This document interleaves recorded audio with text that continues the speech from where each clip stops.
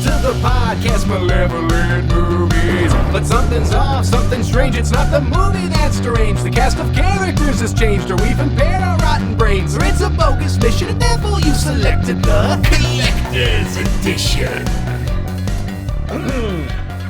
Hey everybody, welcome to Malevolent Movies, the podcast, and welcome to our very first ever Collector's Edition, special edition of Malevolent Movies. It's a very loose series where we're going to do something a little different than our regular episodes or our contest episodes. And today, it's kind of a listener episode. We've got several different fans of Malevolent Movies joining us today to watch a movie and comment on it. And we'll just introduce everybody. First up, we've got Finn. How you doing, Finn? Hello. I'm glad to be here. Excellent. Luckily, there's no Joe. Yeah, Joe's asleep. Even if he wasn't invited to this episode, he wouldn't be on this because he's asleep right now. It is about 5 hours too early to get Joe. Yeah. And Finn, if you don't mind, where are you calling in from? From Germany. Germany. What time is it in Germany for you right It now? is 6 p.m. All right. So it's an evening podcast for Finn. Do you have any favorite episodes or any favorite moments from Malevolent Movies? Or That time when you were arguing whether it was the Goonies font or not. Classic. Yeah, a vintage bit at this point. I love it. Probably our first big collective bit, I feel like. Yeah. Yeah. I love it. I think on it fondly. And then also, Alec is with us today. How you doing, brother? Hi, I'm good. Thank you. And where are you from? I'm from the UK in England. All right. What time is it for you? It's 1 hour behind Finn. It's about 5:10 or so. Okay. All right. Nice. And same sort of question. Is there any Malevolent Movies episode or moment that you particularly liked? Initially, it's probably I really like the Doll Factory episode. All the bits. I will also say my recent favorite is probably Spaceship Terror, which I have a confession to make. Oh no! I got very bored one night and remembered how much fun you guys had watching it, and then I found a very dodgy stream of it and kind of just left it in the background and tuned in and out, and it neither made me feel happier or sadder. It just kind of happened. God, what a grim night that is. Yeah. AJ, you need to go see a doctor right now. Yeah. It's in there. Yeah. The Spaceship Terror's in your body. But also, Malevolent Movies Inc. is not responsible for any sort of damages you may have taken psychically or mentally or emotionally. I thought of that before I watched it. So don't worry. I got worried, AJ, when you said you had a confession. I thought you were going to confess that you were Harry Chinsky or Henry Chinsky, the director of the movie. I did find a load of interviews with him on YouTube afterwards, and he was exactly the kind of man I thought he was going to look like. Oh boy, I bet. That's great. Worry not. And last but not least, we've got Old Man Higgins is with us. How you doing today? Hi, my name's Higgins. As you know, I'm an Aquarius. I like long walks on the beach and bad movies. Hi, Higgins. Wait, is this which meeting is this? This is the Malevolent movie. Oh man, that's bad. All right. Common mistake. No, glad to be back. Glad to be hanging with you guys. Really honored to be here. I was actually thinking about pitching, like, hey, Tyler, you should have like fans on to do just regular Malevolent movies and parallel thinking. You got it. And I'm happy as hell to be here. And where roughly part of the country are you from? Ocean City, Maryland, East Coast. All right. So we're covering half the planet. Yeah, half the planet right here. It's a sampling of the planet, half the planet right here. This is great because usually all of our references and everything are about a 10-mile radius. So it's going to be really nice for us to, really branch out to more than just the Illinois Valley. Yeah, no kidding. Yeah, and the different perspectives too, because we'll see things in these movies like Zach was saying, and it's like, oh, that reminds us of this and this and this, and then we all laugh, we know, but listeners are like, what the fuck are they talking about? You're not from the area, so it will be nice to get some different perspectives on and just in general too on this movie and everything. So. So that's kind of what we're doing today, and the movie we chose is something that is brand spanking new.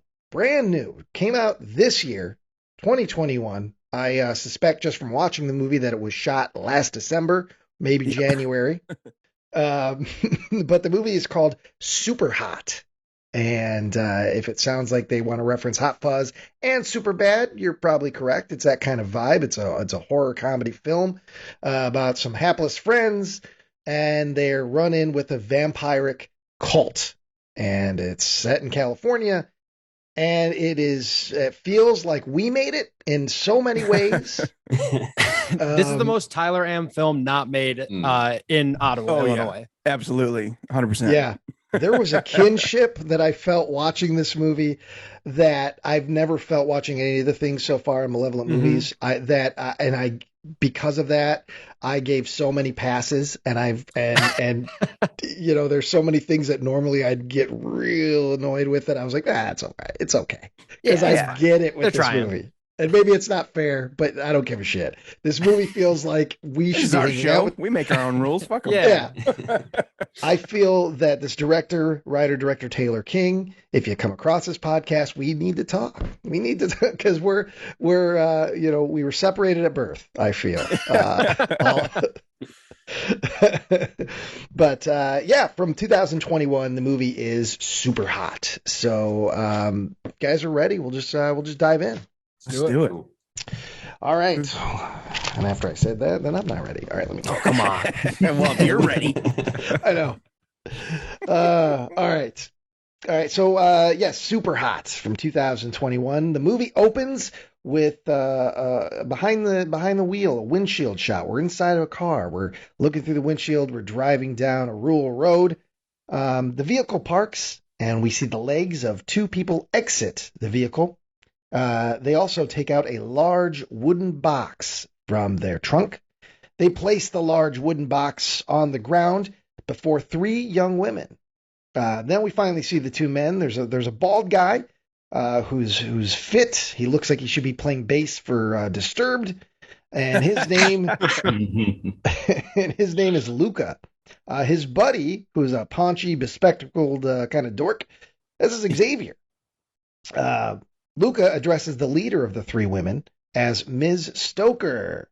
Hey. There you go. There you go. I get it. a lot of that in this movie, folks. Old reference. Yeah. Xavier introduces himself as the leader of the team that found the book. Ms. Stoker says, "Call me Monica." Monica then asks Xavier about his bandaged hand. He says, it's highly complicated. Then Luca says, the book is not to be touched by mortal man. They take the book out of the box. It's this thick old tome with ancient ratty-looking pages, and the cover and binding looks to be made of wood. It's an old, spooky book. Big old thing. And what's interesting is it's kind of like it's suspended by chains. Like kind of in the frame of the box. It's like all those tomes they have at Doctor Strange's place. Yeah. In the first movie, it's what it reminded me of. You got to unlock it with a fucking key to get his book out. I have one like puzzling plot for me right here that I didn't think about because I hadn't like rewatched this section. These women are already vampires at this point, yeah? Oh, yeah. Yeah. And we already know as the movie goes on, spoiler, they don't need a stake to the heart or anything, but Sunlight they don't give Sunlight's a shit. Cool. Yeah, they're fine with it. So realistically, they're vampire in teeth and name alone, I think. Yeah, which we'll get into eventually. But I didn't even think about the fact that they're just standing there in broad daylight. I didn't either till right now. You said that. Hey, should we do this at night? No, we don't have the lights anymore. Yeah. I was going to say, to that end, I was hoping they were going to make like a Daywalker reference, but it never comes. Nope. Yeah, which is weird considering all the stuff they talk about in this movie. Yeah, this movie likes to tell you that they know about movies. It's the kid in the class raises his hand. Yeah. I know about Star Wars. I know about the Avengers. Like so does everyone else. Yeah. The two most popular franchises of all time. Yeah. They might as well have been talking about Pepsi or Coke. Oh my God. Yeah, no kidding. I think they actually kind of do. They talk about like Dr. Pepper and stuff. They have like they have a whole joke about soda. Yep. Oh, that is true. Yeah, that is true. Oh man. I almost thought that was like product placement just because the can is perfectly faced to the camera. They mention it very Dr. Pepper. Yeah. Oh man. Yeah, but I did like this little bit of production design. The book hanging. Now I think the book looked kind of cool. They didn't show it too much, so you didn't see all the seams, if you will. But I kind of like the idea that it can't be touched, so they've got it suspended by chains. It's a cool idea. Yeah, I like that. I did like that. All right, so where am I at? Yeah, suspended from chains. So Monica then goes up to the book, and despite Xavier saying, no, hold on, she touches it with her bare hands, and nothing happens. Whatever happened to Xavier did not happen to Monica. She must be a witch. It doesn't appear to harm her at all. She says it's beautiful, and she takes it back to her two colleagues. Luca then asks for the scarabs, as they discussed. Yeah, it's really setting some deep lore, Yeah. Give me the scarabs. So then one of Monica's colleagues, Kayla, hands another small wooden box to Luca. A lot of wooden boxes in this movie. Hands a box to Luca, and he opens it to reveal two scarab sculptures. One is brown and one is white. Xavier then pulls out some sort of little magnifying device, which, I'm not a scientific guy. I don't know if that was real or if that was just some weird thing. I have no idea. But it looked official. He pulls it out and he uses it to examine the scarabs. As he's looking at them, Monica's redhead friend Zoe, very casually and without much effort, sneaks up behind Luca and easily snaps his neck. Crack. Yep, just a little... The smoothest neck snap I've ever seen in a movie. Yeah, me too. Her forearm strength is incredible. Mm-hmm. So Zoe pulls off a pretty impressive one with just the wrist later, like she's opening a jar of mayonnaise. Yeah. And I don't think it goes without saying, my reputation amongst monsters, female monsters. Get it out. Let's all lay it out. Zoe's all right. Zoe's all right. I get it. Hey, at least these ladies are just like pretty ladies that put in fake fangs. Like this they is the most. They don't look hideous enough, Yeah. Brian. I was gonna say. Yeah, they don't have enough wrinkles and liver spots and weird formations. Not enough slime for usual, but that's all right. He likes a slimy gal, Ryan. Well, yeah, in Ghostquake, she was real slimy, and I was all right with it. Stop. There was. So let's see. Opening. Okay, and then so he breaks the neck. Hardly phased, Xavier looks on as Kayla and Monica leave, but not before Monica tells him he's lucky she's not her type. So mean. That's just real salt in the wound. Yeah. No kidding. Like you're not even good enough to be killed by me is really like I've never been insulted in that capacity before, but I think that would ruin me. I think if it's like, hey, you're not even good looking enough for me to kill you here. Have a good day, you ugly bastard. I'd be like, I don't. There's no coming back from that. No. Yeah. You guys would never see me again. Yeah, and I think it's supposed to be taken both ways. Yeah, Xavier, you're an ugly dork, but also blood type. Yeah. Sure.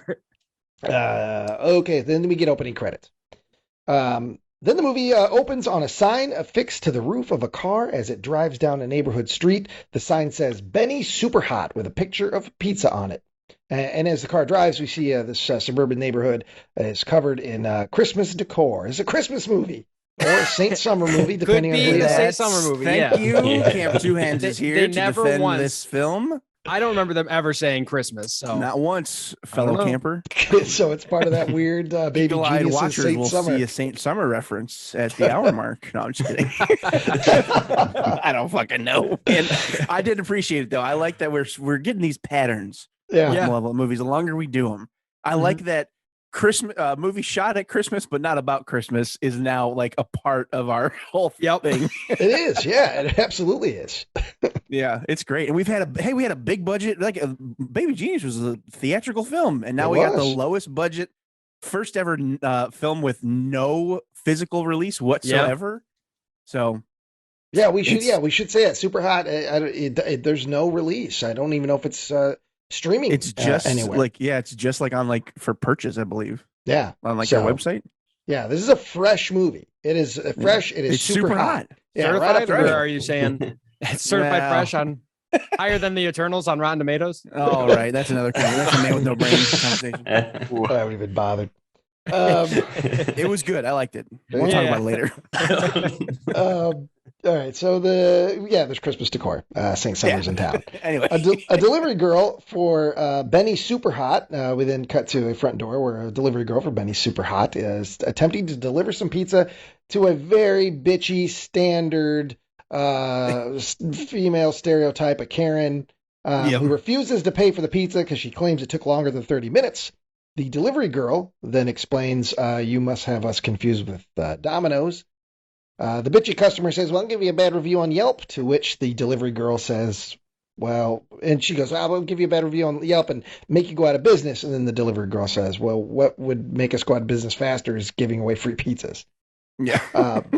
The bitchy customer then shuts the door, leaving the delivery girl with the pizza. She shakes it, she beats it around, and we are finally have been introduced to our lead actress and character, Jackie. Jackie has a very interesting voice. I don't know if it's the choice of the actress or if it's the actress's voice in general, but immediately upon hearing it, I thought of the Eli Roth fake trailer for the movie Thanksgiving. The voice over, that's white meat, dark meat, all will be carved. She sounded like that, and the whole time I just kept thinking that trailer. I was thinking Anton Chigurh's younger sister. Did you ever lose a pizza because it was 30 minutes late? Yeah. I would be absolutely blown away if her voice was a reference and not just the way her voice exists. Like, I didn't even once think like this woman's extremely deep voice, which it happens. People have deeper voice. I don't have a particularly deep voice. I'm jealous, but I would be shocked if she was putting on a voice, is what I'm saying. And it's deep. Like, it's just her voice. And it's also just the way she speaks too. It's kind of her delivery is very deliberate a lot of times, and it's very deadpan. Yes. So combined with her deep voice, it's just an interesting choice, or just it's an interesting lead character. But it's endearing. It. Like, I love Jackie. Endearing. We see the same kind of like two lead characters in every movie, and they're just like I feel like fast talkers is what we get all the time, and stumbling over things. But not Jackie. No. Jackie's cool as a cucumber, man. Shit. We love Jackie.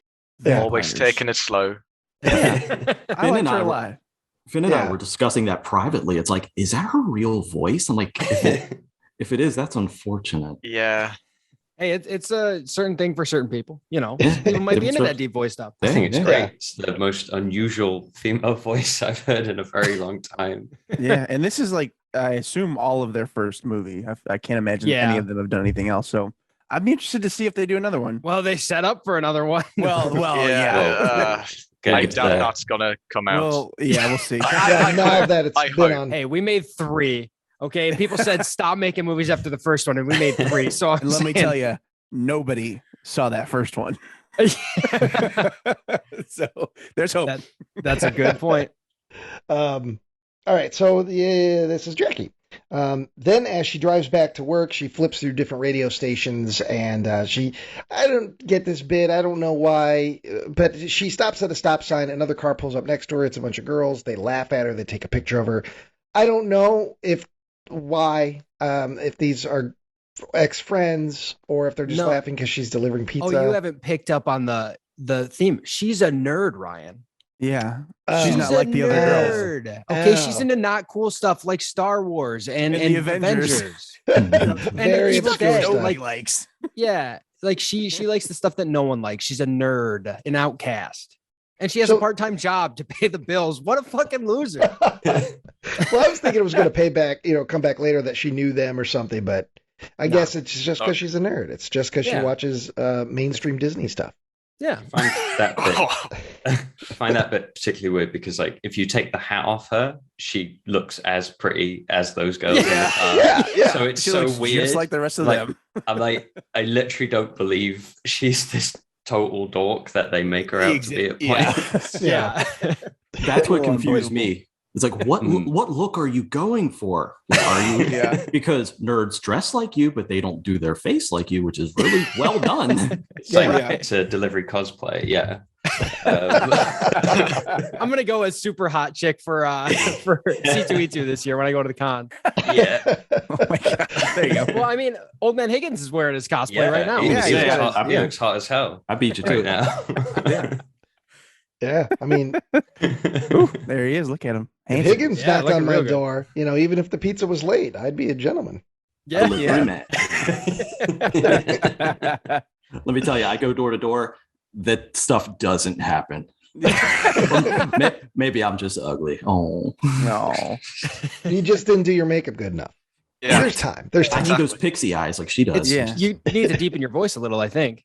Yeah. Were you about a size 14? Hey, whoa. There we go. Hey, Jackie's Go here. on in. Not Feeling bothered. something. Best I'm pickup paying line. double for that pizza. Yeah. All right, so we cut back to Benny's Super Hot, the pizza place itself, where Jackie informs her verbally abusive boss, Eddie, that she quits. Eddie cusses her out, tells her to get the fuck out of his life, but then he has her good, funny line, no more employee discounts. This is a restaurant, not a pension. I appreciated that. As she attempts then to leave work for what we assume is going to be forever, she's stopped by Carl, a coworker, who asks her if she's ever thought about selling weed. It's an awkward conversation. I appreciated the weird pauses. She declines, and then she leaves. Jackie is then met outside by her two best friends, Sam, wearing a Nostromo shirt because he likes Alien, and Nerd. Kevin, who's... He's a nerd. We got another nerd here. Oh my god. Red alert. So many nerds. And then Kevin, who just wears regular clothes with no movie references or video game I'm references. not sure if that one's a nerd. Can't tell. He hasn't Yeah. said enough Yeah. stuff. He's just and he won't. Right. That's true. He's just kind of there. And then she says, I'm free. I know that Jackie, actress, I'm not making fun of your voice. I'm just trying to do an impersonation. Okay, I don't, but that's, I'm free. And then, do you want to play It's a game? great. Like everything she says got a laugh out of me. Yeah, because same. of her delivery. Her line delivery is fantastic. Yeah. Not even just like the deepness, just her Yeah. delivery Yeah. is so good. Very like Aubrey Plaza-esque. And I love Yeah, that. I like There you it. go, Yeah. Yeah, I like the performance. I like the character. So I'm not making if I do an impersonation of the voice, I'm not trying to make fun. Jackie, if you ever come across this. All right. Anyway, but then they do this bit, which was really endearing to me. After she says she's free, they just the three of them have a short dance party where they just dance. Which, if you've seen Butcher the Bakers, you understand that that's something that I or enjoy. River City Panic or Yeah. Grace's. Yeah. This is when I messaged you guys while watching this. It was like, I think Tyler wrote this movie because, like, literally, I think in River City Panic, not to just keep lamenting over our own movie. River but City Panic, there's a very extended dance sequence at the beginning with the title card and everything. with the title card. Grace's Room, I don't remember much dancing. I don't know if there is a dance in Grace's room as much. I A don't bunch know. of the Bakers, there Yes. certainly is near the Plenty. end. It is the linchpin of the whole film. So go see it. And, and I really liked it. I really liked it. It's funny. It's weird. Yeah. I would have liked it even more if they wouldn't have had any music. If they would have just danced, we heard them breathing and going, it would have been real funny. But as it is, Yeah. I thought it was funny, and it was still funny. Yeah. This still works. We then cut to inside Sam's car as they drive and they engage in a discussion, sort of a laborious discussion on which actors would have been cast in the Avengers had it been made in the 90s. And I only wrote down a couple because they start throwing names around. The two that I thought were kind of funny is they thought that Star-Lord would have been played by Adam Sandler. Yeah. Rocket would have been voiced by Jack Nicholson, which I could have seen and would have appreciated, actually. And then the character of Sam, and I don't know if this was scripted to say this way or the actor didn't know any better, but he says Ray Fiennes should have played a character, but he calls him Ralph. Ralph. Let's pronounce his name as Ralph, which I know that's how it's spelled, but the name is Rafe. The thing that bothered me about this was like some of them. So there was a post that had popped around Facebook and Instagram and all that. Yeah. That was like, here's the characters in the 90s and like Tom Cruise's Iron Man and stuff. And like, they just straight take some of those, which I shouldn't say that's what bothers me about it. It's the fact that this scene is like 4 minutes long. Yeah. But Like it's just like, we don't need everybody's No. 90s counterpart, y'all. We can do No. a couple. Yeah. Look, you need to understand they're nerds and they really like talking about the movies. I had forgotten. Thank you.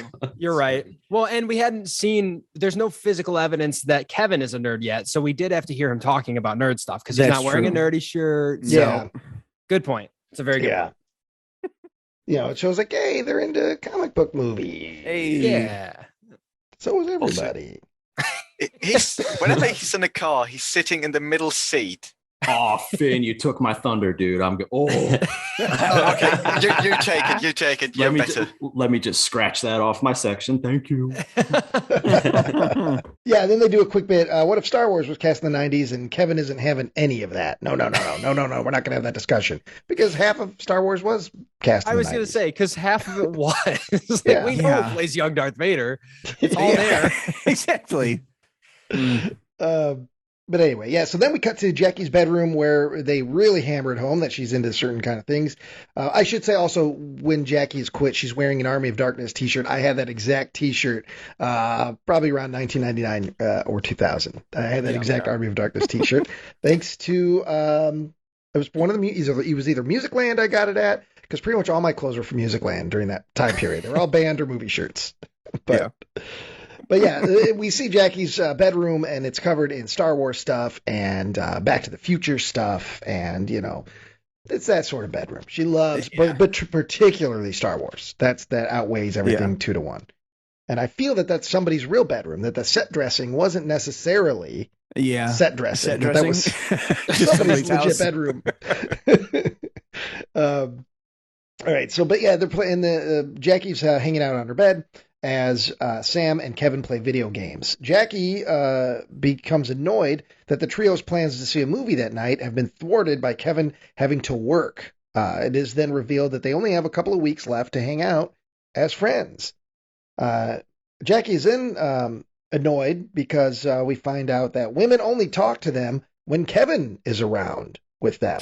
And so that's a reveal of her character. At that very moment, there's some beeping of a moving truck that draws the gang's attention outside. It appears that Jackie's neighbor Carmen, who Jackie has a crush on, is loading up a U-Haul.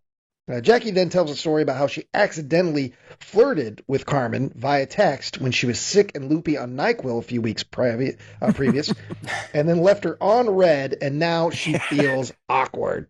And she doesn't just tell the story. they show. They so show I like and don't that. tell. Yeah, and I appreciated that. Absolutely. When we find they were also talking about Shaun of the Dead and Hot Fuzz to do, course. to shove more references in here. Let's not forget, y'all. It's not just Star Wars. And and maybe this was on purpose. And maybe this was on purpose, but we see their text messages on the screen, and they misspelled Shaun in Shaun of the Dead. They didn't spell the title. Yeah. But it might have been on purpose. I'm guessing that was supposed to be on. I would hope that's on purpose, right? Yeah. I'm thinking took it is it as it was. it's Carmen that misspells it and not Jackie, which means it's got to be on purpose. Yeah. Which I liked. I was like, okay, that's just a nice little something. Regardless, Sam convinces Jackie to go and see if Carmen needs help. So she does. She goes outside, goes to the street, and begins talking to Carmen. Carmen says, I know we were supposed to hang out this weekend, but now, I got to move. At that moment, a moving box is put on the floor, complete with a comical glass breaking sound effect, which always makes me laugh. I like that. And we're introduced to a new character, and this is Brad. He hugs Jackie. At first I don't, but I end up loving Brad. Yeah, he's great. He comes around. He hugs Jackie, despite he doesn't know her. But he feels like you know her because Carmen's been talking a lot about Jackie. He hugs Jackie, says, great to meet you. Carmen tells Jackie that she's moving into Sheridan House, which is a sorority. Even if Carmen says it's not. There's this back and forth. Well, it's not a sorority. Yes, it is. No, it's not. But anyway, she then invites Jackie, hey, you should come over later tonight. And Jackie says, I can't because I'm going to the movie. Which Brad then has to jump in. We have to know that Brad's a nerd because Brad jumps in with, what movie are you going to see? And Jackie says, nothing. And Brad says, 1982 or 2011. 1982. Of course, so, Get it? They like The Thing, which is fun. The guys, they all know movies. like they know this the is this is such like okay. This is how we talk, but we're not in a movie. I want the production crew behind Super Hot to review our review of their movie and be like, yeah, we get it. You guys are pompous nerds. We are going to point out every reference. Cool, great. Yeah, we're not better than this movie. We just have to. We're just shit talking. We're not. I mean, because hey, if we ever release those episodes where we watch our own movies, we rip those fuckers apart just this. Absolutely. I hate those things too, but I also love them. Just like Super Hot. Yes, exactly. That's actually the end of my segment. Oh, okay. Yep, that's me. All right. Our seemingly rejected redhead face plants onto her bed, muttering about how she's had nightmares that went better than that. Sam chiming in that it was embarrassing to be there, but I didn't see him during that scene. Yeah. They weren't in the car either. So I'm like, okay. They're watching from afar, I guess. Right. Knowing this movie, probably. Right. Yeah. Their tactics. Anyway, she laments to her cohorts about being friend zoned by both the girl and her boyfriend at the same time, which would be awkward if she was actually hitting on Brad. Yeah. Right. But she wasn't. Yeah. You can only be friend zoned if you're hitting on someone and they put you in the friend zone. Also, he was very cordial and inviting towards her. Yeah, So- I think she just meant to say she's become friends with Brad. Yeah. You know? Which she doesn't want to do. But she didn't get friend zoned by him. No, It's just, not at all. like I love it. It would have been a great, like I've never heard like that before, but it didn't happen at all. Anyway, to that end, Jackie admits that Brad was amazing. Sam states for the first time, but not the last, that he attends church with his grandma. Oh, are we setting up that thing where the most wholesome turns out to be the big bad? I'll never tell. Kevin then chimes in with a trivial age difference observation between Carmen and Brad. I think it was like, 19 and 25.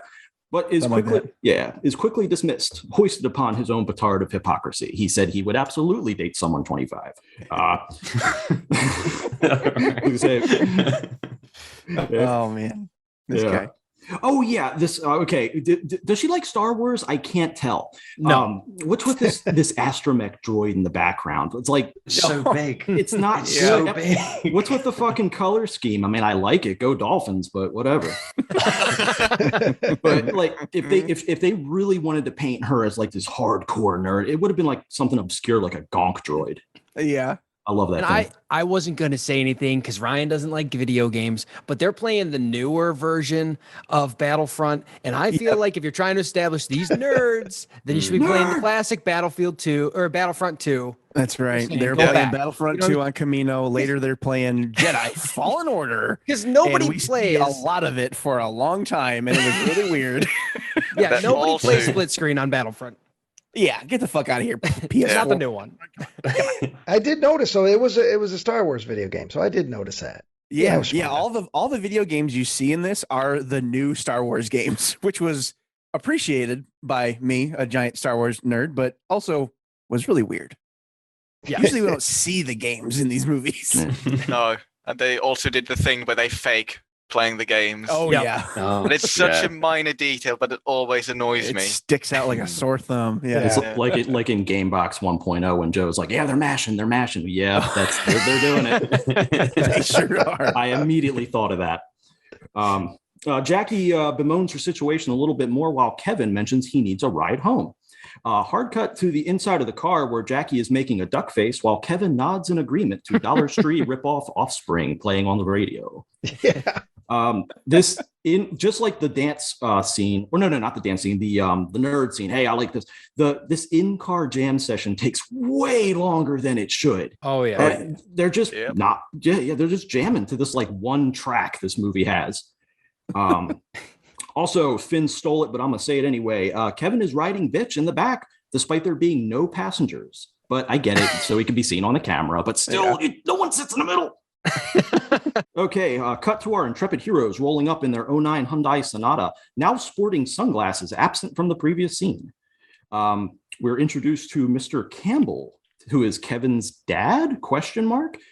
Who at once screams sex pest. I don't know what it was. Is he wearing eyeliner? He's a hunk. I can tell you that much. I didn't look at his eyes. He's just an absolute hunk. Look at him He's working got- on that car. I got the he's like a silver fox. Yeah. You know, Yeah, type. there you go. And I wondered too. I said, is that a dad or is that an older brother, lover? maybe? Yeah. Yeah. But they high five, and I thought he was going to go in for an ass slap. I thought I knew, but like You who mean is you this guy? hoped? Yeah. You hoped he was going in for it. Got me. I'm exposed. Calling me out on my maiden episode. You're gonna call me out. Sorry, we all hoped for it. Okay, this assessment is confirmed as a slight banner reveals Mr. Campbell's ambition to host swinger parties once Kevin flies the coop. Thankfully, this is not expounded upon further. Why is this part in the film? You don't see him again. It doesn't come up again. Nope, the swinger party thing does, but we'll get there. Cut to the inside of Jay and Silent Bob's secret stash in Red Bank, New Jersey, where Jackie and Sam consider plastic molded bullshit anime toys and banter about props they'd like to have. Jackie states she'd like the DeLorean, not knowing that even though it looks cool, it's an underpowered, unreliable piece of a car. There, I said it. It looks cool, but it is not a good car. You're a nerd. Nerd. But yeah, they're horrible. They're bad cars. They look cool though. They do look cool, but sure do. Man. But it's a 6-cylinder pushing all that stainless steel. Also, it's an expensive prop because you got to get insurance for that prop. You got to get oil changes for that prop. You know, Jack, pick a better prop, Jackie. Yep. Mm-hmm. You need like a garage space for that prop. Right. It's not a lightsaber. It's not going on the your shelf. Target shelf. I saw that. I got one sitting behind me. The exact same shelf. You need a whole fucking parking spot for this thing. It's just too big. It's just too much, you know? After that, they proceed to talk about miniatures. What the fuck is a miniature? Is that some kind of poodle? I don't know.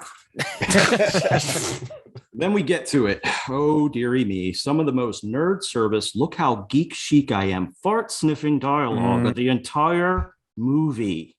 Can you tell I don't like this kind of fucking Jackie asks wannabe comic book guy from The Simpsons that they have Bandai model sets, namely Gundam. Hilarity ensues as comic book guy tests Jackie to see if she's geeky enough to purchase off the secret menu. I scored 1 out of 4, so I guess I wouldn't get the Bandai set. Nope. Yeah. No. I got the small soldiers thing. You know, because that's a Joe Dante movie. Hell yeah, I would get that. But otherwise, I didn't get any other.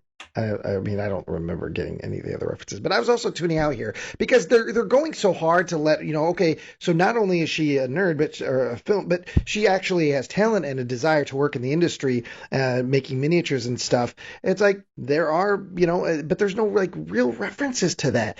Give me Alex Funky. Reference Alex Funky. Won an Oscar for The Lord of the Rings. One of the few guys still doing miniatures at that scale, or, just if you're going to go that hard with your other references, let's go in. You know what I mean? And my guess is that this was a reference to, women in general, like they get questioned a lot on whether they're a true fan. It's like, that happens. Yeah. The neckbeards of the internet will question women on that.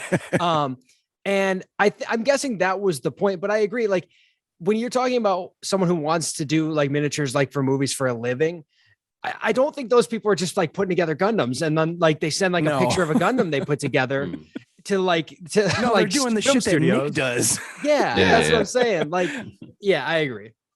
Like just cut a nerd scene out of this. If you want the comic book shop, fine. Then dump the Avengers in the 90s conversation. Yeah. Get to where's the vampires at? Come on. Yeah. Remember, there's monsters in this movie at some point. Yeah. Cut to the car again, where it's not made plain if she actually bought the Fairy Princess Lego set for the $400 asking price. Sam attempts to pep talk Jackie out of her funk of losing Carmen, who reveals the reason for her dismay is the prospect of losing her best friends due to their respective moves. Aww. Jackie suddenly commands Sam to pull over, where they creep stop Carmen, finishing loading up her U-Haul van and driving off. Jackie exits the vehicle, intent on checking out the sorority, not sorority house, to Sam's chagrin. I like this part. Cut to Jackie's former employment at the Super Hot, where she tries to convince Eddie, the proprietor, to let her make one last delivery to Carmen's sorority, not sorority house. Eddie questions her motives until Sam pipes up that they're just trying to get laid. And as any good man would, Eddie instantly yields to the sound logic, tossing Jackie the key. Man after my own heart. I love it. I do think their plan to get laid is very poorly conceived because I was a delivery driver in college. If I had to if there was a woman in a home I wanted, I wouldn't show up with food and be like, you did order this, right? That's not how that works. The plan itself doesn't make any sense, but I do love that this guy's like, here's the company vehicle. Here's actual pizza. Go ahead, get laid. Come on, get out of here, kids. I wish we would have got more Eddie throughout this. He's the best character out of this, besides some other. Hey Zach, remember when you met the cake farts lady? I did. Okay, so you guys remember what? Here's a fun fact. Cake farts? I Who's not only cake met her, farts? I gave her food. All right, you guys ever seen cake farts on the internet? No, what I like the most. I have not. No. Okay, Joe it's has. this Oh, old man. viral video. God. Joe would know a lot about. Basically, a woman says something about cake farts. She puts her rump in a chocolate cake, and then she proceeds to finish the rest of the word. Oh, no. And I one time was delivering pizza into Calb where I was unaware Cake Farts lives, the woman from the Cake Farts video, and she runs a daycare she's there. Local? Oh, she runs a daycare, and I delivered food to her. And like somebody said to me when I got home, they're like, "Hey, do you know who that was?" And I was like, "No," but she had a sign out front, and they're like, "That was Cake Farts." I'm like, "No fucking way!" So I look up the video at work, mind you. So I probably could have got fired for that. And it was, lo and behold, I had handed food to an internet legend, celebrity, I suppose. Yeah, in the same way Joe is a legend. But Well, yeah, Cake no, Farts. in a better way. She's touched more lives. And she was just running a business, a She daycare has a center, daycare out of her home. Yeah. and nobody probably knew. People Nope. were dropping their family member, their kids, off at this woman's house, and they had no idea that in her spare time, she's She's farting on making cake. these awkward videos for the internet. She's got all these different pastries. She's shoving up her ass. Well, and the thing is, like, so I was like, maybe it just looks like her. But I looked up, and her last name is the name of the. I'm not going to go and dox Cake Sure. Farts, but her last name is the name of the place. daycare. Yeah. So Oh I was my like, holy Lord. shit. I think it would have been more fitting if she ran a bakery. But yeah, Oh man, what a dream! right? There would What have a been some dream knocks that on would the be. door from the local authorities.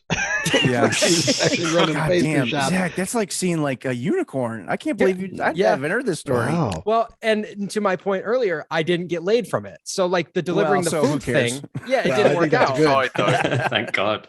Yeah, it's just, I'd still be digging cake out. But it's but there you go. God. Oh, no.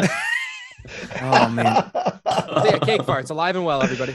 well, I'm good for glad, him. one, I Yeah, learned about good. this person. I never knew about it. And then in the same breath, I learned that I know someone who met her. So I found Yes. one degree of that's separation to this internet sensation, the old school internet sensation. How do Yeah, we from, like- start that trend? Though, how many degrees of separation from Cake Farts instead Oh, of we Kevin gotta start Bacon? bringing on all these like old internet celebrities, like super Yes. minor, like Tay we'll Zonde, get, hit us we'll up. get Tay Zonde, we'll get Cake Farts, we'll get maybe Damn Daniel someday.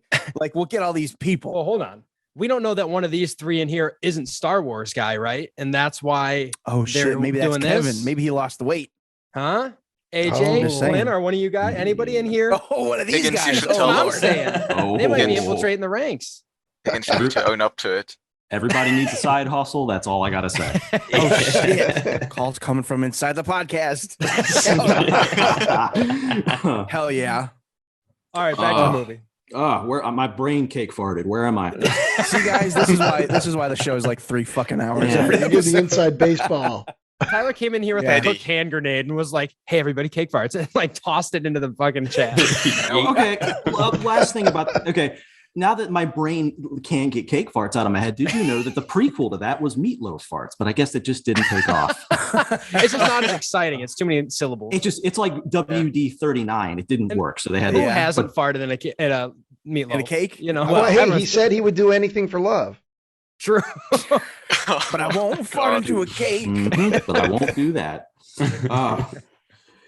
Cut to cake fart shot on the top of cut to top of the car top of the car POV from the first part of the movie with the lit up car top sign that reads Benny's super hot, even though the owner was specifically named Eddie.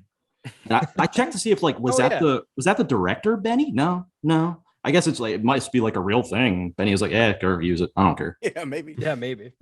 Outside the sorority, not sorority house, Sam and Jackie go over the plan to enter the sorority, not sorority house using fake pizza delivery tactics, at which time Jackie has second thoughts. Sam bolsters her confidence with a Willy Wonka reference, and Jackie makes for the front door, pizza held high as more discount Offspring plays. She rings the bell. A few minutes later, a ravishing brown-eyed beauty answers the door, asking if she's lost. The sheer magnitude of her piercing gaze, reducing Jackie to grunts about pizza. And quite frankly, she leveled me. I was like, movie. Oh God. Oh God, it's Mrs. Higgins, age 20. Oh. Yeah. Honey, come here. Do you have a twin? We're led to believe that she's about to turn tail and flee, but is surprisingly invited in. Sam watches Jackie hit the mark and get ushered inside and proceeds to do the plates victory dance from Skin Deep. Yeah. That's the dance. Yes, that it is. That is the dance. He doesn't do the spin, but the way he like fist pumps, that is the dance. 100% of this. That's great. Oh, that made me laugh like a Scooby-Doo villain. I was like, cut to the house where Jackie is cordially introduced to the ladies of the home, namely Layla, Kayla, and Zoe, the raven-haired vision of womanhood, introducing herself as Monica. Can you tell I have a type? Yeah. Jackie is relieved of her pizza by Zoe and is awkwardly seated between Layla and Kayla. Monica asking if she's thirsty. Is that double speak? Maybe even triple speak. Thirsty as in thirsty for Carmen, thirsty vampire, not vampire film. I don't know if it's supposed Dehydrated. to be. I guess. Yeah, just you want some water? That's it. Could have been A lot of layers. Like a good pizza. There's a lot of layers. That's right. To super hot. Exactly. Or a good cake. Yeah. Hey. I'm okay. You know, let's talk about pizza a moment. An ideal pizza is just cheese and the crust. And the pepperoni. Didn't I yell at Joe about this? That it's a pizza with just cheese and not is an unfinished pizza? That's where I'm going with that. Oh, okay, good. It was the pet peeves episode. Yeah. That's right. Yeah. Higgins, you're making me sweat. I was about to throw a hand. Layla and Kayla silently appraise Jackie with their eyes and feigned smiles, occasionally stealing knowing glances at Monica. And that is where my section ends. Trevor, take it away. Thank you, Mr. Higgins. Old man Higgins, excuse me. Oh, get it right. Mr. Higgins is your father. That was my grandfather. I haven't heard it yet. Grandfather. Oh. So Sam's outside. Yeah, he's kicking. I'll do it. I'll do anything for money. Ooh. That's right. Anything at all. I'm coin operated, baby. Yeah. Oh, Jesus. Jesus Christ. So Sam's outside in the car when an SUV pulls up with more ladies. It turns out it's just Carmen. She gets out of the car and grabs a big old box from the hatchback, and she heads inside. Meanwhile, Jackie's inside with the girls talking about Phantom Menace. Nerds. Kevin is a great guy and he loves Jar Jar. Okay, great. Carmen comes inside and is like immediately caught off guard that Jackie's there. And she asks if Jackie's like, she was like, did you know this was my new place? Which Jackie lies and says not a clue, but she does know, right? Didn't she specifically tell her she was moving into Sheridan House? Yeah, because that's why the back and forth are. It's not a sorority. Yes, so it is. Then what are we trying to do here, Carmen? you fucking told her like 10 minutes ago in Movie Land. Anyway, which was actually like 4 hours ago in real time. It's not even that far away in real time. Right? Or was that the day before? No, it's the same. I think this whole movie takes place. It's one of those same day movies that we love. The whole thing is okay. One day and night, really. Yeah. Except for the button scene at the end. Well, yeah. Yeah. So Sam leaves the car and sneaks around outside. He's trying to be stealthy, but he's like in full light. Yes. Like he's like in a floodlight. And he's crawling around. He's doing stealthy he's doing Paul Blart shit. It's funny. He's flailing around. It got me. I laughed. Yeah. Same. It was dumb, but like I see what you're doing. But he gets around the house and manages to get to a window on the back of the house, and he peeks in and sees everybody like sitting chatting in front of the Christmas tree. You mean the Saint Summer tree? Saint Summer tree. Sorry. Exactly. Of course. I apologize.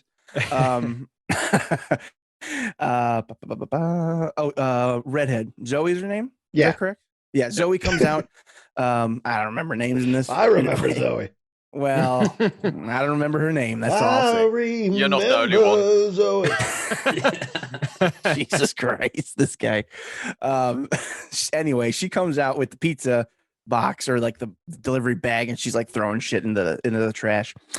Sam tucks into a little ball and hides behind the trash cans. It's very adorable. He looks like a tiny little boy. She throws it in the trash, and he kind of looks around, makes sure it's safe, and then he pops up very like sneakily, creeps up over the top of the trash can, and looks back inside and sees her poisoning a couple of soda pops. Well, I guess putting some green liquid into some. Yeah, it could be pops. anything. Yeah, could be lime.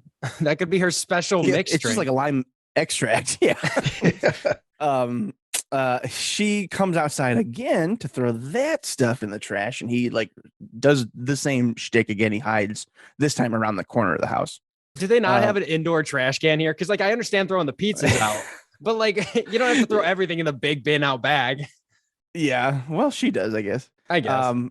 So Sam goes over to the trash and starts rooting through it and finds some papers or something. He kind of pulls up and he's looking at them, and then he sees a rubber hand sticking out, and he freaks out and runs away. In a minute, we're going to realize that he apparently saw a whole dead man in there, but we only saw a rubber hand. So I genuinely didn't understand what was happening at first. Yeah. He did jump to the assumption there that there's an entire dead body. Like, I guess you see one part of a human body, you can assume the rest is there, but like, I don't know. Well, maybe he smelled the liver and he smelled some heart. I mean, we don't know. Maybe when he's not referencing very popular Disney properties, he's also involved in the embalming of bodies as a part-time job. He's got a part-time job at the morgue, Super Cold, which is right down the street. Eddie's brother owns it, and they don't get along. Yeah. There's a rivalry there. Yeah. Oh, it's called Eddie's Super Cold, and Benny owns it. There was a huge mix-up. It's a thing. Supercuts was going to come to the mall, but they were like, fuck it, we're not even getting in this. This sounds too hot. Can't do anything here. Oh, Lord. Anyway. They traded businesses, is what I was going to say. Yeah. Hey, you want to do the pizza place for a bit? Nah. Fucking nuts. There's a wake, and so people are like looking at their loved one and like, well, it smells like a Stromboli in here. Oh, sorry. Well, there's somebody pulling a pizza out of like the emball or the crematorium. Hey, you guys want a pie? When the oven goes down, it's super hot. They just they head over to the the super cold. Oh, Lord. Writes itself. Why did they seal Grandpa's eyes with mozzarella cheese? They were gonna put pennies over the eyes, but all they had were pepperonis. Yeah. Oh man. Oh Christ. All right. Where am I? Fucking notes. Hold on. Sorry, boys. Super hot. Super hot. Oh, so the drinks are brought out to the group and Jackie takes one. So does Carmen. Pretty much everybody does. At about that time, Sam runs in and Jackie's like, oh yeah, this is my friend Sam. What are you doing here, Sam? But he quickly interrupts them and pushes Jackie out. He like picks her up off the couch, like, okay, come on, trying to get her out the door. Thank you for your time. Hey, we got that movie. We're gonna be late for that movie. Hey, all right. Hey, you ladies have a beautiful home. Yada yada yada. They get outside. Jackie's like, what the fuck are you doing? What is happening? What's going on? You fucking weirdo. And Sam is just like, will you just get in the car, please? Just get in the car, or I'm gonna kill you myself. Like, okay. He wants to get away from the house as soon as possible, so they hop in the Scion and they drive off. But as they do that, we see that from the perspective of the back of another car parked behind them, which has not a license plate, but like a little label maker label that says CM618. As soon as their car is out of frame, this car turns on, and with a River City Panic style sound effect, the lights ignite, boom, and the car drives following them. Inside the car, Jackie's, you freaking me out, Sam. Sam reveals that he found a body in the trash mixed in with all the pizza and the regular garbage. They argue about the situation. Jackie wants to go back to the house. Is pissed that Sam blew both of their shots with all of the chicks. And Sam's just concerned about not letting either of them get poisoned or killed by the sorority girls. Jackie's once that's kind of in the mix, she realizes, oh shit, Carmen's in danger then. So she's now worried about Carmen after Sam tells her that hey, they poisoned more than the one drink. We weren't the only ones in danger. So they go agree to confront them, but they're gonna need help.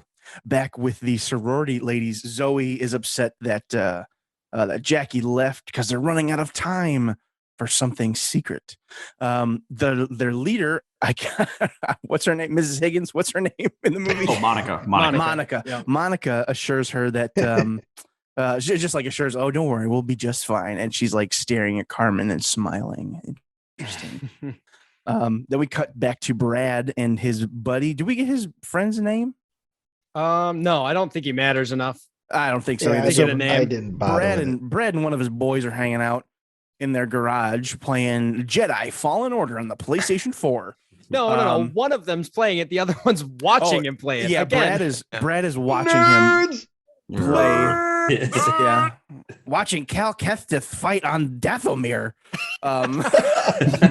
Zach and I talked about this last night. We did. Oh, I bet. A couple of dorks in the middle of the night. Did you see when they were playing Star Wars? They pause. They pause the game. Oh, there's a knock at the door. They're in the garage. There's a knock at the door. They pause the game, open the big old door. Sam and Jackie crawl underneath the door. They won't wait for the garage door to open. That was funny. Jackie asks Brad, we've got to go save Carmen, but he starts crying because they broke up today. Wham, wham.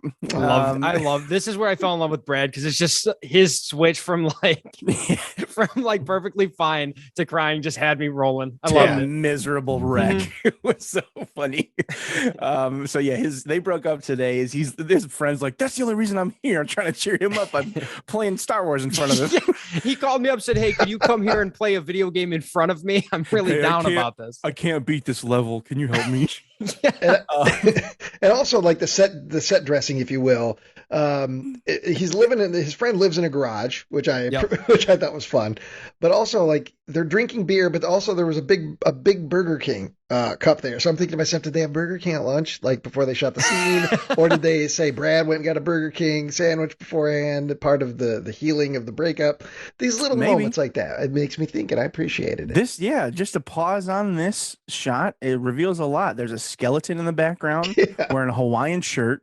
Yeah. There's a Snoopy like plushie that's got a skeleton outfit on. It's standing on a tire to like an SUV that's just attached.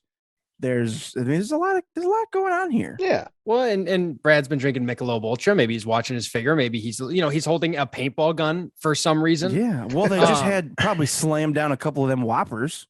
Yeah. I mean, hey, if you're listen, he went hard for dinner. You know what? Let's take it easy. Let's do Michelob Ultra tonight. Get yourself some low calorie, low carb beer. That's right. You're just it was a special Saint Summer 2020 cans. Yeah. Right. Oh, that's right. Yeah, that little red stripe. Yeah, that's him. Collector's item. One thing that's frustrating is that like when we see Jackie and Sam, you also see Cal from Jedi Fallen Order sitting there doing the just like the idle animation. Pause the game, guys. It is a single player game. Yeah. First off, you're just waiting to die. Second off, like, it's distracting. Maybe it's just because I like that game, so I wanted to see where they were at. But like having his character like stretch to the bottom left of the screen while they're talking was distracting. It's like, pause the game, guys. It is a single player game. There was a minute where he and Jackie are like moving in the same kind of like way that was funny. And like but it wasn't funny enough to warrant like this whole scene showing that. No. I did appreciate it though. But hey, it's a movie that is very it lets its scenes breathe. Yes. It allows its scenes to breathe. This isn't a fast cut movie. This is not the ADD kind of editing that you might be used to. This is a movie that like Joe would say, I enjoy long takes. This is, the movie takes its time. Sometimes, and sometimes it works. Yeah, sometimes it works. Sometimes it doesn't. But that's super hot for you. Yeah, super guile. Yeah. He starts crying, tells him that they broke up. Blah blah blah. Buddy's over there to cheer him up. Brad pulls himself together through a chant with his buddy that big boys don't cry. Big boys don't cry. And it works. As it would. That's what Zach and I do whenever we're sad. Every time. No one's ever had to say that to me because I'm a big boy, so I don't cry. Yeah, okay. Some of us are still getting there, Ryan. All right. Yeah. Brad pulls himself together and asks about the situation. What kind of trouble is Carmen in? Cut to the super hot sign lit up on the top of the car, and they're driving down the street. And they have apparently explained to him the situation, and now we're getting a recap from his point of view, I guess. And can I say, I absolutely love that. Yes, that his friend was like, "This does sound pretty serious." Like he has to have been like, "Yeah, this sounds pretty serious. I'm gonna stake it out here though, because I am really enjoying Jedi Fallen Order." Like, yeah, he's not coming with. No, are you kidding me? What kind of friend is this guy? He only signed up to cheer him up. Yeah, that's true. Yeah. It's above my pay grade. Yeah. It's like all the side characters you only see once and then they're just completely gone. Yeah. Well, they probably only were available for like a weekend night. True. It's what I think would be the real world scenario. Yeah, and plus, I mean, we know, I mean, we can infer that the movie was shot like at Christmas 2020, but there's also, in which I didn't reference, in the scene earlier when they're in the comic book shop, there's a mask, a face mask, on one of the standees. So this movie was shot in the midst of COVID during the holiday season of 2020. So that could also maybe be why some of the there's not as quite many characters in close proximity as you might have had. Yeah, I'll be there. I'll come out for like a night. Who all is going to be there? Yeah. Well, it's going to be Jackie, Sam, and the guy with the camera and the director, and that's probably it. All right. Well, that sounds okay. Sure. That's cool. Yeah, I can do that. Pop your masks on in between takes, sure. Yeah. Why not? So they're in the car going over the whole situation. He's like, so let me get this straight. Those girls are going to poison Carmen, who's already in the house with them. The redhead has already poisoned some drinks and most likely cut up the dead dude in the trash. And so now they're all on the same page. Brad is worried about this whole thing because he's worried he won't be able to hold it together when he sees Carmen. You're not worried about death or fighting vampires. He's just like, I don't know if I can do it. I'm going to cry when I see her. All right, sure. It was just a few hours ago, I guess. Jackie presses him like, did you guys really break up? Like for real? And it turns out that he was supposed to go with her to Sheridan House. I assumed to like help her move in. Then we saw her, he was helping her pack earlier today. But she told him that she was in love with someone else. Sam suggests that he play it cool, pretend like nothing's wrong to piss off Carmen. And Jackie's just like not having it. Like, we just need her alive and out of the house. We don't need to piss her off like on purpose. Like, let's focus here, boys. Then they scream. The redhead Zoe is standing in the road. They like swerve around her and hit the brakes and almost hit another car that's like pulling out of their driveway. That driver gets out and starts yelling at Jackie, what the fuck are you doing? Oh, did you see me? What if my kids were in there? What happened? He's just like going on and on and on about this. Sam is like kind of looking out the back, looking for Zoe. It's real quiet. There's nobody out there. The other driver continues to complain. Brad starts to get out to deal with him. Like, all right, let me go talk to him. But Jackie tells him to stay inside as Zoe appears behind the driver and just easily snaps his neck again. Another super low effort neck snap. Yeah. They all scream, ah, and are blinded by headlights from behind Zoe. The redhead, Zoe is shot dead. And the shooter is revealed to be some Japanese guy.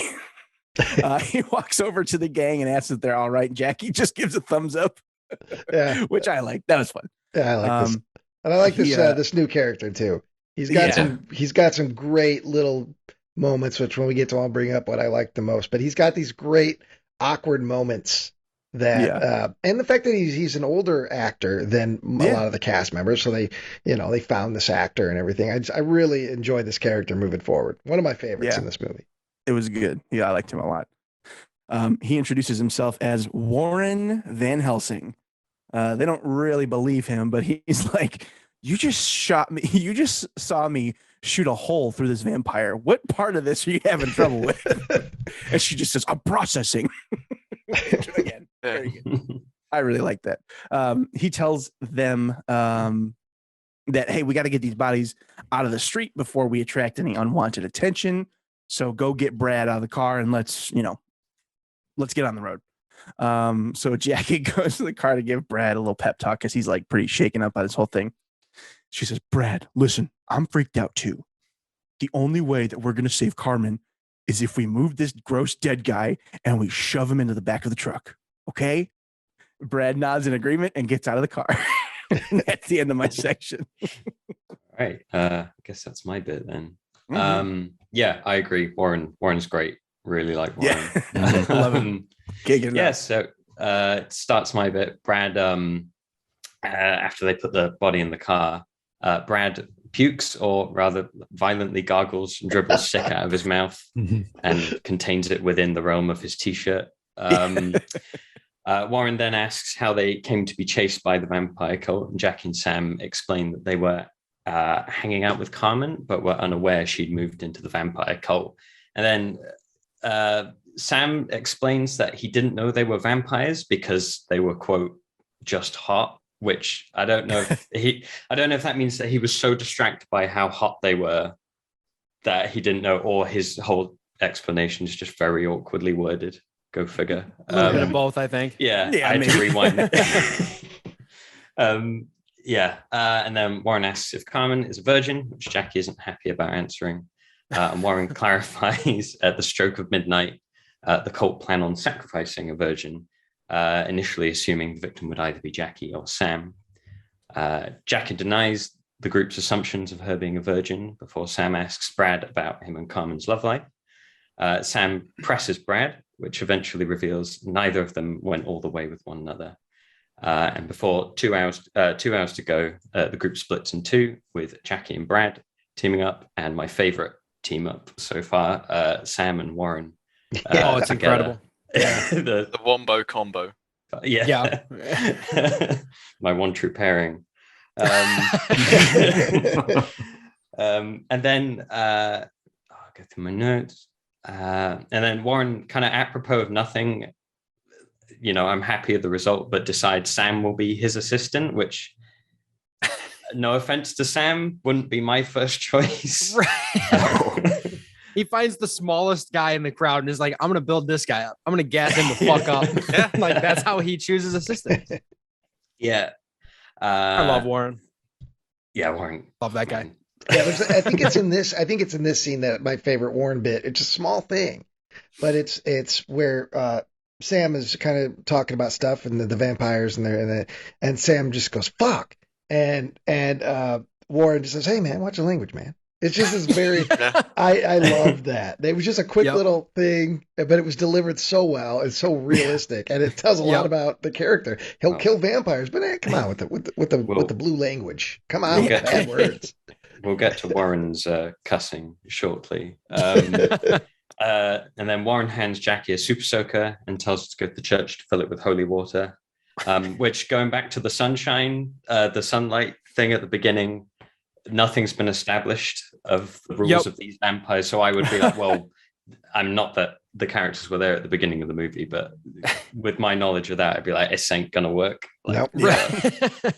I also feel like they had planned on filming a scene in the church with Jackie and Brad, but then they were like, nah, that's cut for time or something. Like, just because this movie does so much, like, we got to go here. Like, they spent so much time in the comic book shop. It's like, why are we not even going to go see the church thing? Yeah. Like, not that I needed it.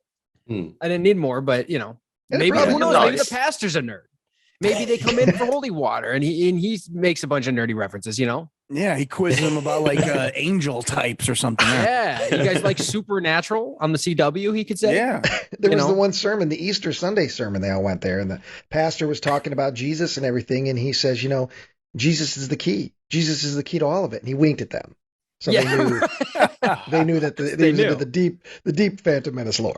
Yes, exactly. Jesus is a funnier character than we've ever had before. He's looking at water. He's like, I love Jesus water. works. This all works. I love water, but I hate sand, he says. And, again, he just keeps winking. I don't know. I think that I think there's a lot of room to play in that, but I guess we don't have time. Nope. Right. Then we're with Sam and Warren for a bit in the car. And I think it's one of those things. I think Sam, the grating stuff, I don't know if it's a mixture of the script and the performance, like we were talking about, kind of all the nerd dialogue prior. Yeah. But I did like how I think that stuff highlights how charming Warren's actor is, with this kind of dorky nerd and fatherly badass kind of combination. Yeah, absolutely. They were a nice team. Yeah. And then Warren reveals, I believe it was his great grandfather was Abraham Van Helsing. To which Sam says, Sam's kind of confused in that he says, "Oh, but you're Japanese." And then Warren says, "In my world, it's a lot easier to trouble. So my grandfather would run around," which feels like a really ass backwards way of saying my grandfather traveled and he fucked a lot. Yeah. Just a little rewrite, I think, maybe, but I got it.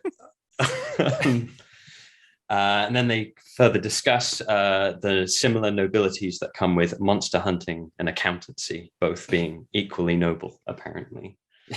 And then shortly after, Zoe, despite her gunshot wound, wakes up in the back of the car, unbeknownst to Warren and Sam. And then this is more of an editing thing with like no sense of sound design or anything. Sam kind of turns around, even though it looks like nothing kind of gave him cause to turn around. The boot is the trunk is just open. The trunk is just open. I thought maybe I rewound it a couple times. There's a tiny bit of sound design, like a squeak to indicate the trunk has been opened. It kind of confused me. Yeah, I was just saying, I just Sixth Sense, maybe that's could be why he was chosen, is that he has this kind of sixth sense that maybe he's got the gift. Warren doesn't have. Spidey sense because Disney. Yes. Oh God. Is that Miles Morales I see? Yeah, that's Miles. But I'm glad you brought that up, AJ. And it's not just in that moment. I feel the movie. That's one of the negatives that I about the movie is that there's often a sense of urgency for scenes when there's that's not there. And that comes down to editing, but also the sound. If anything in this movie I feel really suffers and that I would critique hard, it would be the sound design. There are moments where it should punch in. There should be better music. There should be something to heighten the moment, especially when a little bit later we get some more violence, or in this moment too when there's supposed to be something scary happen. It definitely is a bit of a letdown in those moments. And I think it is due mostly to sound design and some of the editing. Yeah, I think it highlights some of the awkward moments and it just creates dead air. I know Joe is also the king of dead air, but also AJ and Finn, I'm going to torpedo the whole boot/trunk argument. Actually, it's a hatchback. It's called the cargo area. There you go. Cargo area. Jeez. And I like that. I liked when you said boot because I was just rewatching Man with the Golden Gun the other night, and there's a whole thing where Britt Eklund's character, she's in the boot. Yep. And I always laugh. I enjoy it. Ryan knows movies. What a nerd! Nerd.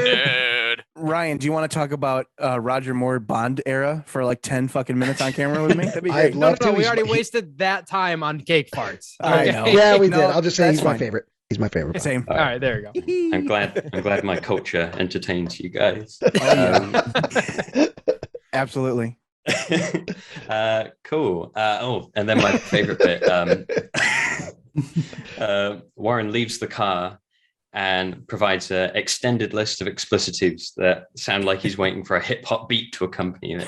And he goes, shit, fucking shit, fuck, and shit. And then Sam replies, shit. How serious of a shit? And Warren replies, why, it's a really big shit. We moved on from that. Yeah, but it was very good. It's probably got my biggest laugh from the movie. But what color of green? Yeah. Grass green? Exactly. Pea green? Oh. Cool. And then Warren concludes she's probably run. Oh, I forgot to say the reason for the swearing. Zoe has obviously fled. Warren gets out, checks. She's definitely gone. And then Warren concludes that she's probably run back to the vampire house. And he adds another oh shit to end the scene. To Sam's excitement as well, which is very cute. And then let's see, we cut back to the car with Jackie and Brad, who've received a phone call from Kevin. Jackie gives a too long didn't read version of the prior events regarding the vampires, despite Kevin's understandable confusion. And Brad gets back from scouting the church, which is locked. And like Ryan was just saying, it feels very much like, we couldn't get that. We couldn't get the set. So we'll have to cut this halfway through shooting the film, which I'm sure we can all empathize with. Yes. Plus, I wonder, using locations at last minute. Yeah. Absolutely. We bought an RV for one of our vehicle or our movies and couldn't even get that. Yep. So, It was the whole Chase and River City Panic that was cut. yep. Yeah. I mean, there were supposed to be a whole house at the end of Butcher the Baker. I mean, it was written into the movie that like an entire fucking house is like, Healing away and gross. And, but couldn't get the house. But I also wonder, and if we talk to the if we ever got a chance to talk to the director, when they shot this movie during a pandemic, I wonder how much that factored into what sets they could use. Because I imagine when they wrote the script, it was probably pre-pandemic. I mean, I assume they wrote the script, not right in the middle of it. Maybe they did, but how much of that interfered with where their characters could go, how much extras, because it feels like a very empty, a very sparsely populated town in this. I mean, there's not, nobody. I mean? Which you often see with low budget movies, but I wonder if in particular it was really hampered by the fact they're, shooting it when they did. It'd be interesting to hear how that affected them. Yeah, I think more than anybody else, I want to talk to this guy. Yeah. Yes, please. More than Justin Price. Not more than Chris Martina, but more than Justin Price. Oh god. Got a tier list at home. This is an S tier get for the show. 100%. This is platinum. Yeah. Platinum get. Let me see. Oh yeah, and then Brad suggests they try and make their own holy water, to which Jackie suggests they Google it. But then Brad weirdly enthusiastically suggests WikiHow instead. I don't know. There's a lot of stuff in this movie which feels weirdly dated, like the Ms. Higgins just suggested the dollar store offspring. And then WikiHow. I feel like there was a trend 5 years ago where everyone was making fun of WikiHow. Yeah, don't date yourself. It's like saying, "Hey, let's consult Ask Jeeves." Yeah, oh man, yeah. It's like that bit. I was rewatching Superbad not too long ago, which I love. But there's that part where the one character goes, "So you guys on MySpace?" And then immediately I'm like, "Ooh." Yeah, it's so weird. Yeah, you should just. I mean, they don't. You never know. Oh God! And the other one is speaking of Judd Apatow is loves to date his movies because it's in Funny People. There's this whole thing where they go. It's another MySpace thing. They go to the MySpace convention, and Tom is there. It's a huge part of the movie. I mean, even now when you watch it, you're like, even in 2009 when that movie came out, that was like MySpace.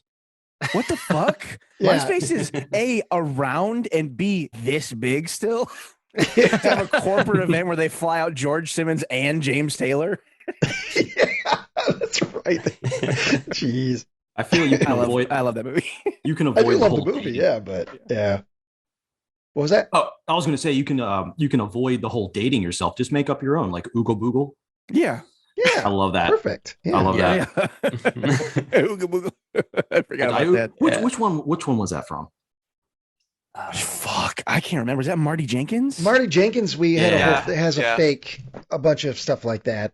I think that's the Oogle Boogle. I Oogle Boogled it. Yeah, that just tickles me. I love that. I hate when something like this comes up, and I think fondly back on some of the pieces of shit we've watched before. Like I just had like a swelling in my heart of like, oh, Marty Jenkins. Yeah, and then I have to remember. Oh wait, no, I hated that movie. Yeah, I was talking about this with Tyler the other day. Yeah. Like at work, Tyler and I were talking about it. I was like, it's funny how much like I look back on like Doll Factory and remember in the moment, maybe it's not great, but then it's like everything we shit on it about or just talked about it. It's like, oh man, I fucking love that movie. Yeah. Yeah, we're inventing our own brand of nostalgia. It's very quick. It's very quick. It's like 6 months later, we're like, oh, remember that? Yeah. Time for my annual screening of Lucky Stiff. Oh yeah. Thank you for your service, guys. Anytime. Hey, we don't do it for the I don't know. For the views. We don't do it for the views. It's for you guys. For the subs. Yeah. Someone has to do it. That's right. Oh Lord. All right. What's next? They were after having the confidence to have that as the punchline. We cut to the house with Monica sipping the most Kool-Aid looking wine I've seen in a movie this year. And then it's a short scene where the other girls bring in a injured and possibly dying Zoe, who they rush inside. Carmen comes downstairs before Monica quickly takes her back up to distract her. And then we cut back to Jackie and Brad in the car, still driving to the house. Brad's obviously still sore about his breakup with Carmen, and Jackie attempts to pep talk him and move on. I was just going to briefly say, for this level of filmmaking, I thought the green screen driving wasn't terrible. It's the sort of thing that I usually notice quite a lot in other movies. Yeah. I don't think I noticed it's it not as hard. horrible. No, you do notice really like not. there's one scene where Warren's driving that you can tell that they didn't put any green screen on the back window. Yeah. So like houses are just disappearing into the endless void. But you know, but otherwise it's not that bad. And to that note, also because of that, and this is even when there's a camera car, this is just something I notice all the time, is that when an actor is in the driver's seat, even though if they're in a camera car, they're being pulled, of course, or in this case, they weren't driving at all, you still have to make it look a little bit like you're driving. And some of the characters did great at that. Like not constantly looking toward the person they're talking to, still keeping their eyes on the road. But Warren, I love you, Warren, but man, his hands are 10 and 2 and they don't move. He's gripping that steering wheel. It's like he's only pretending to drive. It's just the little things like that. I'm like, oh, yeah. Yeah. Straightest vote you've ever seen. Yeah. But yeah, that looked surprisingly decent. It's then revealed Carmen likes Jackie because of Brad telling her and saying Carmen never stops talking about her around him, which I don't know if anyone else got this, but when Brad said, oh, Carmen's bisexual, it felt like a reveal that I feel like we already had the information to that at the beginning of the movie. It'd be, I don't know. It was a little vague. It was, it wasn't as big of a reveal as I feel like they wanted it to be. Yeah. Because of that scene, earlier in the movie. But I guess it wasn't 100% confirmed. No, it's because there's weird. There's sprinkles of it because, well, at the beginning, I assumed they were openly flirting, but there's never a point in the movie where she's debating whether or not Carmen likes girls. Like the introduction of Brad for me was, oh, she's got a boyfriend, not, oh, she likes guys and not girls. Yeah, exactly. Which, some bits in the movie, it might not be the case, but it made me think, I wonder if Jackie's character was initially meant to be played by a guy and they thought, oh, we can offer like a more interesting dynamic if we hire an actress. Maybe. I don't think it's massive because like I found an interview with the actress who plays Jackie and it sounded like she was offered the script pretty early on. So it might not be. It's just one of those reveals that I don't think totally worked as a reveal. Yeah, it just doesn't quite hit as hard as you'd want it to. Yeah. It still works because it works for Jackie. I mean, it's a big reveal for our lead character. Yeah. A big confirmation. But yeah, for the audience, it's like, oh, I mean, okay, we kind of figured, but exactly. Okay, good for you, Jackie. Go get her. And also, this sort of occurred to me when Brad says why they broke up and that she's in love with somebody else, and of course Jackie's like, oh, maybe it's me, and me as the audience member, I was like, oh, maybe it's her. But then as we learn, that Carmen's part of the vampire cult, maybe she's in love with Dracula. Maybe she's in love with Monica. Maybe. I mean, at that point, are we to believe that she's already part of it? I mean, I don't know. Maybe I read too much into that line. Maybe she was just feeding Brad a line to get rid of him. But later on in the movie, I was thinking, oh, maybe she was really in love with Dracula and not Jackie or Brad. So they do have to get a virgin. She is well aware that Brad's a virgin. Why didn't she just bring Brad? Originally, right? So why didn't Carmen just bring Brad to the house? They were already dating. Why would you break up with him the day of the fucking the thing and be like, we can't find a virgin? Maybe that is as a clue to the fact that Carmen wasn't a vampire at that point. Maybe she wasn't a Jack, but she quickly was turned into a vampire within 10 minutes of moving. What a bad moving in day. I mean, moving in with your new roommates is always going to be a little awkward, but when they immediately turn you into a creature of the night. I'm sorry if I missed this, if this was revealed. Was that poison like vampire juice? Oh, maybe it was. Perhaps. And that turned her into a vampire? Yeah, now that would be interesting. You might be onto something there, actually. Yeah. That would actually explain why Carmen Yeah, because otherwise, again, why did they even let them leave? Yeah. Yeah, that's interesting. I like that. Yeah. Also, regarding shit. vampires, there's a thing that Warren explains that there's different kinds of vampires, that there's once bitten, and then there's others. Right. And there's never like anything with biting in other vampires. That's true. Yeah, It's that's a very good just- point because like he does keep mentioning once bitten. I'm like, I've never heard of a twice bitten vampire. Yeah. So I don't know. Like, Is that like a twice baked potato? yeah, it is. Yeah. Yeah, it's just lumpier and fluffier. Delicious. Delicious. Cover it with bacon. Love it. Oh, Zach, please. Yeah, I love it. I'm sorry. I'm getting hungry.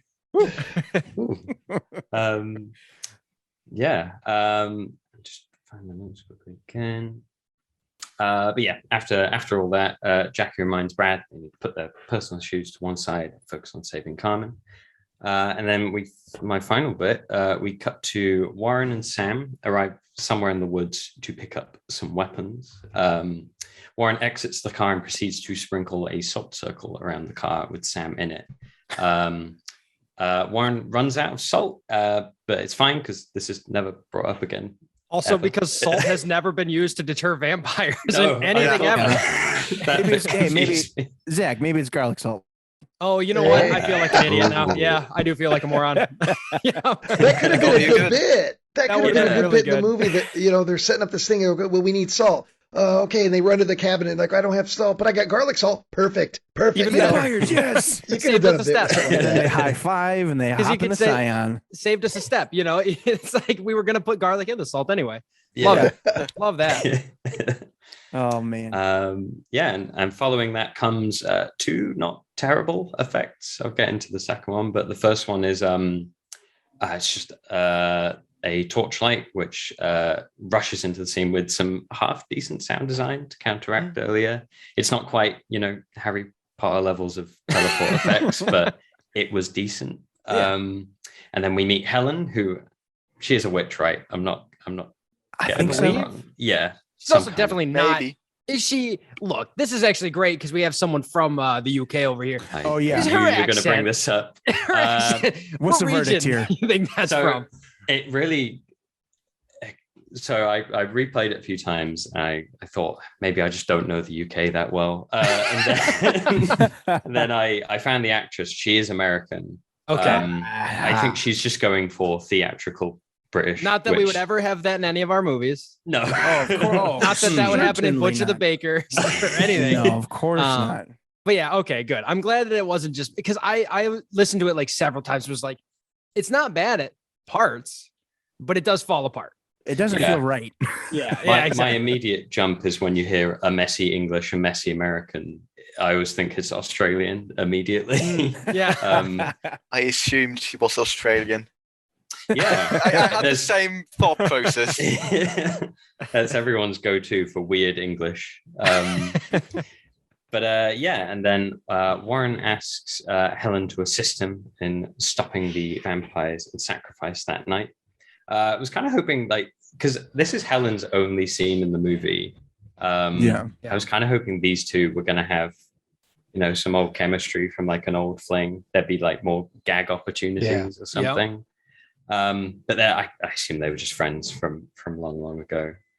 And then we hit the effect that made me go, whoa, that was decent. It was Helen throws a blanket down on the ground and stomps and magically spawns a mysterious box from the earth, which I think through Nick's the effects guy, right? Yes. Yep. Yeah. I assume he'd probably do a better job explaining, but the sound design and the camera tilting down in conjunction, it was just really simple and kind of caught me off guard. I really liked hidden it. cut. Yeah, that's it. It's a well hidden cut. And then it ends with the suggestion there is more to Warren and Helen's world. Helen suggesting Warren's efforts are perhaps best suited to helping them, in quotations, who miss Warren, which might come into play with some world building later in the breakdown. Obviously, I'll leave that to Finn to talk about. And that's my part. All right. So Monica checks in on her friends, and they're holding a small private ceremony for Zoe. Apparently, Zoe had just enough energy to get back and to say, "I'm dying here," and then die. She didn't give them any details. They didn't know, like, they don't know who did it, just that she's dying. We don't see it. We just are told about it. Let me see. Oh, they talk about the book, and they're like, what if this year, because you only get one wish a year. These are like the Dragon Balls. You get one time, and they say, well, what if we use this one to save Zoe? And Monica's like, no, are you kidding me? The whole thing is that we got to stay pretty. I'm 26 damn years old. I'm running out of gas in this tank. And which the girls take at face value. They're like, yeah, okay, yeah, you're right. So she's like, well, what are we going to do? We don't have our virgins. She says, they always come back. Don't worry. Which I actually like that, because that is like, I mean, every movie, it's like, we got to do the right thing. We got to go back. And they do. Yeah. So the doorbell rings, and who's out there? Well, it's Kevin. Bummer for the vampires here, because he's not a virgin. We know Kevin. He fucks. So he's not a nerd. Yeah. No. He's nerd adjacent, you know? He's friends with the nerds. Yeah. He's a theater guy, man. He's a theater guy. Yeah. Because we get a little bit of dialogue here where it's in the background where he's like, he's bragging about playing like 9 roles. So I played all 9 roles. So he's a theater guy. Yeah, so he, theater guy's party. Exactly. He gets around. So we get back to Van Helsing and Sam. They're driving around doing a little lore building. Sam equates vampirism to an STD. And Warren's like, you know what? Yeah, a little more complicated than that, but yeah, it is basically an STD. And they bond a little bit. I love this little moment that they have here. They're hanging out, and Sam's like, wow, shit's bonkers. Hey, let's see what's on the radio. And he turns on the tunes, and Warren's like, what are you doing? He's like, hey, we could die tonight. Let's party a bit. So they have a little dance party, just the two of them. I thought it was very sweet. Very, very sweet. But Warren does also mention he's never killed a one spitting before. Again, coming back to like what the fuck does this even mean? Baseball bat dipped in. Oh, they reveal the contents of the box. I'm realizing now that some of my section here overlap because I watched it on Amazon Prime. Because some of my times are off a little bit, but we reveal the contents of the box, right? And the contents of the box are a baseball bat dipped in silver, which Brad jumps at. He's like, oh, yo, dibs. That's me. He hands it to him. Jackie calls dibs on the crowbar. Which I don't understand, because Warren is like, are you sure about that? It's heavy. Crowbars aren't that heavy. I don't understand the bit here, because it happens again later. That it's like, well, it's just really heavy. It's like, what is it supposed to be made out of lead? Is that the joke? I don't know. And then after she calls dib on it, Sam gets his weapons, which is a bandolier of hand grenades and a shotgun. And Brad's like, hey, hold on. I didn't know there was good stuff in there. And I love that Warren says, he's like, all right, well, you want to give the bat back? And Brad's like, well, no, you know, like, this is mine. That bit. Yeah. I love that. I love that actor so much. Brad is fantastic. Yeah. And so then Van Helsing's like, okay, well, let's look what else is left in the box. Oh, another shotgun. I love it. I love that so much. And also, this makes the witch's magic even more confusing, that she summoned a box containing 1 baseball bat, 1 crowbar, a whole bandolier of grenades, and 2 shotguns. She summoned that from the ground. That's a really weird power to have, lady. Well, doesn't she imply that he left it there? Oh, is that what it is? That it was his previous box. Okay. And I missed that. It's not what he needs, but that's what he can get. Yeah. Gotcha. Okay. Yeah. That's how I thought got she it. said like, you didn't leave much, I think was the line. Yeah. Gotcha. I don't pay attention to the dialogue, So, all right, Joe. Yeah. I don't like actors and dialogue. I like actors. I don't know words. I care about directors. I'm not good at words. You guys want to hear about cake farts again? Cake farts. Look. All right. We'd still be on cake farts if Joe was on the episode. That's true. He'd be farting into a cake right now. Yeah. All right. So let's see. So then they go over the rules before the fight, right? They go over the big ground rules for the fight. Basically, the rules are kill him before midnight. Otherwise, shit's fucked. Yep. And so then Jackie gets a call from Kevin, and he's like, "Hey, I'm inside the house. What's going on?" And she's like, "Wait, what do you mean you're inside the house?" Like, and he's like, "Yeah, I'm just hanging out with your cool friends. They're very cool. Love them. No vampires here."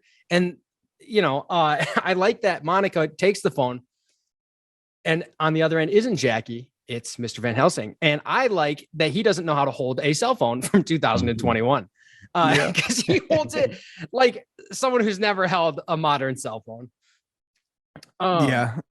He's got a weird grip on that thing. And he holds it away from his head too far. I don't know. It's weird. When you are from a long line of vampire hunters, you've got a lot on your mind. And the last thing on your mind is popular technology. So this is all very new to Warren. Yeah. Sure. That makes sense. I get it. And then basically he's like, "All right, we're coming to kill you, bitch." Hang up. And then he decides to guilt trip Jackie here. He looks at her. He's like, "Hey, if Kevin dies tonight, it's your fault." I'm like, a little harsh. I mean, it's probably the vampire's fault, but no biggie. So Jackie and Sam ring the doorbell, and they come in wielding their shotgun and the crowbar. Monica's less than amused. I love Monica. Yeah. Absolutely love Monica in this movie. Maybe I'm just sweet for Monica, like Mr. Higgins here. Yes, I don't know. yes. Join the But I look at all freaking you love guys lusting after monsters. Look at this. Feeling really vindicated right now. You see what happens? This monster that looks like a beautiful woman. Wow. Yeah. There's no monsters in this movie. They get teeth. I don't think Monica ever does, actually. No, No. she doesn't. Only two of them I feel you've seen with fangs. But nevertheless, we know. We know. Let's see. Monica's less than amused. She's like, "All right, come in." Lets him in. And Sam's like in really high spirits. Like he's just having a grand old time here. He comes in. Kevin is obviously confused. He's embarrassed. He's like, "What the fuck are you guys doing?" And they're like, "Oh," and just real quick, they're like, "Hey, they're vampires." He's like, "Nah, I don't buy that." And then Van Helsing and Brad execute the other half of the plan. They come in from behind. And Monica is so like, I love her because she's just not amused.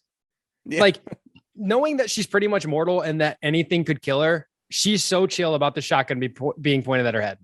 Yeah. And then they're like, "Where's Carmen?" She's like, "Carmen's upstairs." They don't buy it though. They're like, "Why would no, she's not, fuck off." And she's like, "Okay, well, let me call her." And then in a slightly elevated voice, only maybe 1 decibel higher than she was speaking before, she goes, "Carmen." And Carmen comes down the stairs and is like, hey, what's going on here? And this is Brad's shining moment for me is he looks at Carmen. He's like, "Hey, Carmen." And he's like already sobbing uncontrollably. Yeah. Immediately. And Sam's like, "We got to get out of here. We're losing Brad. We got to go." I love it. I love it. I like that he says we're already losing Brad because that means he was already expecting him to just. It's gonna happen. That was part of the plan. Was we would lose Brad somewhere along the line. It's just we're already losing him now.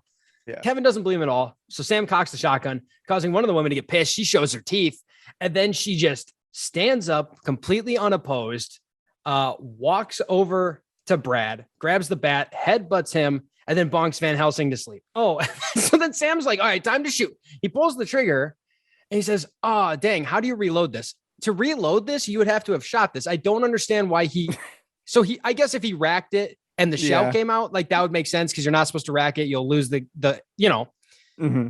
And maybe that's the implication is that he already had it loaded but like you don't see a thing come out of it as far as I can tell. Maybe there was like a training montage we missed. Yeah, maybe that's where they're all like, all right, they get a bunch of cans up on a fence. That could be it. He shoots it with a shotgun. Yeah, exactly. It's like, yeah, you got Boom. It. You just point and click with that one. All right, good job. Thanks for destroying my fence, kid. Yeah. So obviously that doesn't shoot. So Jackie's up. She swings with the crowbar, pulling it back, and it flies right out of her hands. It is not only a slick crowbar, but we know it's heavy. It's a heavy crowbar. Which again, I don't quite understand. Crowbars aren't heavy. Well, maybe this one is. I don't know. I don't know. Maybe. Made out of pure gold coated in silver. Yeah, right. It's the only way to kill a vampire. Yeah, other than a regular shooting crowbar, it or, Yeah, my bad. Shout out to the Satan Summer statue sitting next to Kevin. yeah. On the Little Saint, yeah, he's hanging out. Always is. Yeah. I love that about Saint Summer. Always. Saint Summer, unlike that bum Santa Claus, he's here all year round. Yeah, which makes him not that special. No, he's still special, you know. Oh man, I can't wait for our award show, Ryan. I know. Yeah. Just you wait. I have a feeling I'm actually going to speak to Saint Summer at some point. Oh, I don't know about that. Yeah, I would think right idea, different direction. Okay, all right. But so this is where the little conversation goes down, and I feel like we repeating the beat here, right? We're aware none of the people in this main party are virgins, like the majority of them. Yeah. But like the characters, like the vampires, Monica and them, they're not aware of this. But we get the pretty much the same conversation from earlier, which is like, oh no, Jackie's not a virgin. Kevin's like, what? How are you not a virgin? She's like, oh, I banged a guy. And he's like, oh, that makes sense. Yeah. The math checks out. That's how you do it. Yeah. And so we find out Jackie's not a virgin. None of the others are virgins. So then Carmen's not. So then this upsets Brad. He's like, okay, well, I'm sorry I had values. Okay. And then he gets stabbed by Carmen. Bwam, bwam, bwam. Oh my God. Carmen's playing for the other team. She's a bad guy. And she gets stabbed with like this bone with a crystal in it. I don't know. Like that's what it looked like to me. It's just like a Party City bone from a skeleton with a crystal in it. Yeah, I wasn't sure where it came from. At first, I'm like, it looks like a bone. Are they implying that they took that from that corpse that's dismembered in the back, or is that some sort of sacrificial dagger? I have no idea. I don't know, dude. It could have just been something that they bought at the store real quick. I think I need Ryan to be there adding context to stuff that has no context for movies for me, because he always brings up more than I'm sure that the people who made the movies will listen to this and go, not a bad idea. That's what we did. That's it. That's what I'm here for. I'm here to make you deep cut references. I'm here to enjoy the large-breasted monsters, and I'm here to add context where there is none. Those are my three key points. It's like anything in Star Wars you see for like one screen, but he's got like 10 pages of backstory in the novelization. Exactly. Ryan does that, but for these B-horror movies. And I wish I could say that I have to try to do this, but I don't. It's just this on my brain automatically goes, oh, I wonder if it just happens. Yeah. It just fucking falls out of your head. I get it. I wish I could stop it. So I like that when Brad gets stabbed too, Sam has like a slow motion distorted. Yeah. I love that. But it clearly he didn't like hold it long enough for the slow mo to really do much. Yeah. So it is what it is. Kevin stands up, knocks out a vampire with one punch. Again, these vampires are anything but immortal. And my favorite Kevin line, granted he only has like 10. He goes, look, I don't condone violence against women, but you two fucking suck. And then all of our main friends leave the room. Yeah. That got a good chuckle out of me. Agreed. Me too. And then Sam is like, look, we can't leave Warren and Brad. They'll die. We can't leave them there. Which, I kind of felt like Brad was tacked on there. I think that Sam doesn't give a shit. He cares about his new dad is what he cares about. But it's noble.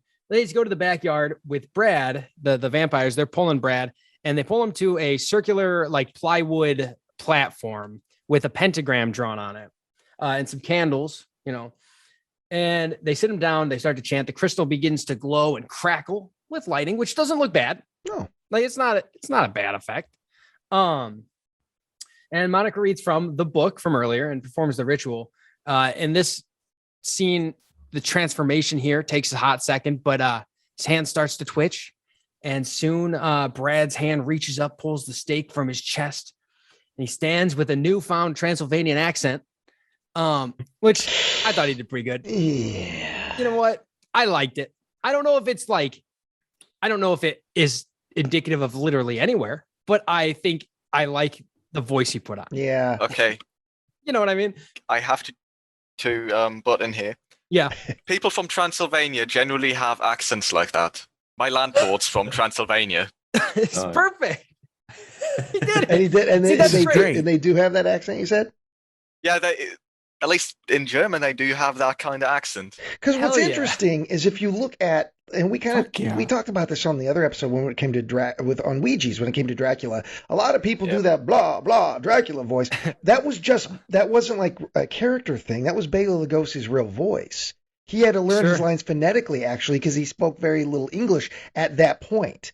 So his delivery and the delivery that we all associate with Dracula wasn't a character thing so much as that's just Bela Lugosi's voice, man. And it's just continued on for forever. So I when a character does that, I'm always like, you could put your own spin on it. In other words, I always feel like they, make Dracula your own. But I will say, one, I do like that the actor tried something different to show that he's now possessed by Dracula. And I love that it's fucking Dracula. I love that it isn't some new made up vampire thing. I love that they're like, no, fuck it. We're going for the big guy, Big Daddy. It's Dracula. I love that. Yep. Go big or go home. Yeah. and I love, like, I think Brad's giving it his all here. And he stands up and I love this whole conversation. We find out he's been dead for 200 years. The ladies tell him that they desire the eternal youth. Hey, give us this power. And he's like, yeah, sure. No problem. But you got to be my brides. And this is kind of like, I think this is really funny because this is what I was talking about earlier with like Jackie being challenged at the store for being a female. This is the same thing. Like back in the day, it wasn't like taboo to be like, oh yeah, Dracula's got 10 brides. And this, now it's like, oh yeah, they might not want that. They might not want that piece of the puzzle. Yeah. So he mentions they got to be the brides and they're like, no, we don't want to worship. That's kind of like slavery. And he's like, oh, what are you talking about? Come on. And I like that they're standing up to Dracula and they want the youth because they're models. And he's like, what the hell are you talking about? One even says, I have 500,000 follows on Instagram. And for Dracula, I love it because he's like, what the hell are you guys talking about? Because like Instagram, what are you talking about? Follows? Like all of this wouldn't make any sense. And he basically is like, what kind of hellscape have you brought me back in? Yeah, I love that. I love that. Yeah. And then he gets shot back from some sort of shot to the chest. And I believe that is the end of my segment. Dracula gets shot by Sam off screen. First line is, I remembered how to reload. The whole gang standing there, Kevin holding the crowbar, Jackie holding the super soaker, menacingly, might I add. Oh, yeah. And Carmen just having none of it. Demands they surrender. Come on, put your weapons down. We're friends, are we not? Jackie just responds with a fuck off. Which I really like. That's not like something, you've betrayed us, something like that. No, just fuck off. Yep. Carmen had enough. Sends, what were the names? I keep forgetting the names. In my notes, I named them Fainty and Kaboom, simply because of the way they go. I don't remember the names either. Kayla, and Zoe. Yeah, I don't remember what the other vampire. Yeah, we don't remember names on this show. Fainty and Kaboom is good enough for me. Oh, hold on. I've got it on Amazon. Layla, Kayla, and Zoe. Yeah, there you go. Layla and Kayla. Right. Oh, that's right. Okay, sends Layla, Kayla after them. The gang splits up.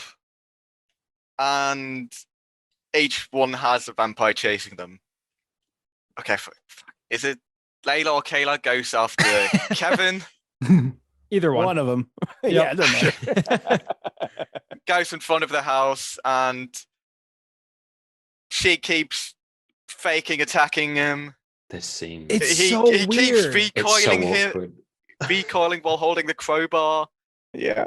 I like this. Like you know, it was on purpose as a bit, and it landed. Yeah. It landed. Yeah, for me. I liked it. It is awkward, and I think more due to maybe the actor, performance. But I liked the idea of the vampire. I always enjoy when monsters enjoy being monsters, when bad guys enjoy being bad guys. And this was one moment where the vampire is playing with her lunch, and I enjoyed that. Yeah. I really liked how long they took that as well. Because it wasn't just one fake attack. No, she just keeps doing it. She's had enough at some point as well, just calls him a bitch. And he's just, I'm not a bitch. You're a bitch. Real good smack talk. Yeah. All right. Cut to Sam being knocked down by another vampire. And he just starts complimenting her to keep her from killing him. What a simp. Big This fucking guy. worked. energy. It does, She's not doing anything to him. Cut to Carmen going inside the house, opening a drawer and taking out a sharp knife. Starts. Why does she need a knife? Is like, well, do we ever find out? Did Carmen become a vampire? We don't know, sadly. I was to say, because I feel like none of the other ones feel the need to carry a weapon. Is Carmen just becoming a vampire tonight, and that's why? I don't know. Because why would she need a knife? You know? Well, She doesn't trust her powers enough. Yeah. That could be. She hasn't snapped a neck before. That's true. She takes a knife. Jackie, where are you? The whole shebang. Then cut to Monica trying to wake up Dracula. Nothing works. She just keeps smacking him in the face. I always like that kind of stuff. Then cuts to Kevin again. Layla or Kayla actually goes in for the attack. Kevin closes his eyes, holds the crowbar in front of him, and she impales herself on it. She's not dead yet. She just goes, "You stabbed me. My favorite cardigan." And then Kevin actually remembers he somehow got a shotgun. I really don't understand where that shotgun came from. Totally missed that. Yeah, I the don't crowbar incredibly pointless. I really want to rewind for a moment. When Rowan came up with the box, see, he himself has like this lever action shotgun. Yes. And I saw this too. Because he pulls like 2 modern shotguns out of the box, right? He hands one to Sam. But where did the other one go? I don't know. Who knows? Yeah.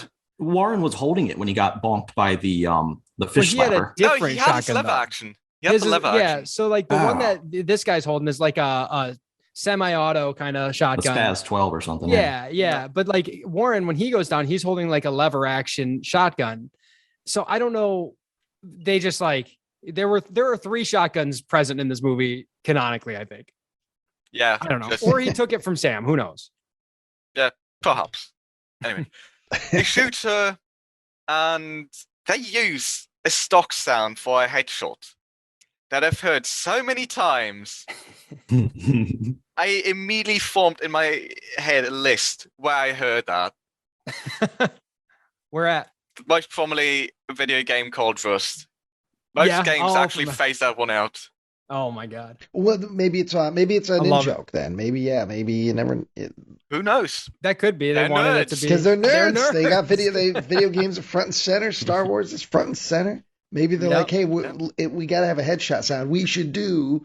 I mean, that's kind of how we come up with our stuff too. It's like, what if? True. We use the sound effect from this video game, and if somebody gets it, they get it. If they don't, it doesn't mean anything to them. Or maybe I'm coming up with bullshit. Who knows? It's very possible. A little bit of both. Yeah, it's very possible. Kevin Shooter is a bit distraught. Who cares? It cuts to Sam. She's about to kill him finally, and he asks for a kiss. It's like, hey, you're about to kill me. It doesn't matter, right? You could just kiss me. She leans down, kisses him, and ta-da, he somehow managed to get the grenade belt around her. This man should be working as a street magician. Oh god, I love this so much. I'm sorry, Finn, but the delivery is so ta-da, and it's like the discount Raising Arizona scene. Yes, that's exactly what I thought. Yeah, with it's just Randall Tex Cobb. Yep, Tex Cobb. It was the delivery that got me. Just the ta-da, and then he just kind of scrambles like 2 feet away. Yeah. He pulls the pin. Sorry, hides behind something. She explodes, I think, a foot flies into the It's like a baby doll's foot. Yeah. I was wondering, is that supposed to be a hand, a leg? I don't know. It is the weirdest thing because like my girlfriend and I were watching this and we were both like, is that a baby doll's foot? Like I don't get it. Don't put anything in frame then. If that's what you had on hand. It's like a whole baby doll leg. Yeah. With some ketchup on the foot. If that's what you had on hand, maybe you just leave it to the imagination. Maybe we don't throw that in there. I don't know. Yeah, we don't need to see it then. Yeah, then it shows what actually happened to her. She's blown in half, which is why I named her Kaboom.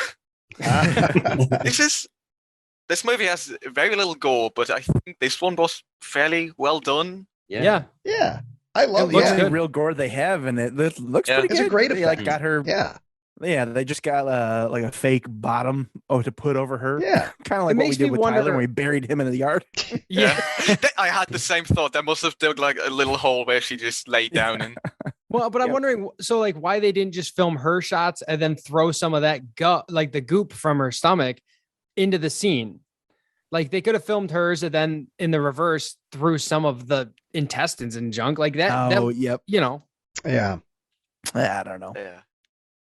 hey, baby I don't doll, know. whatever. Yeah. It's fine. Yeah, Sam it's fine. apologizes. Also, bit distraught. Seems like he's going to throw up. And it cuts to Carmen, still shouting for Jackie to come out, sharpening her knife on the railing of a staircase.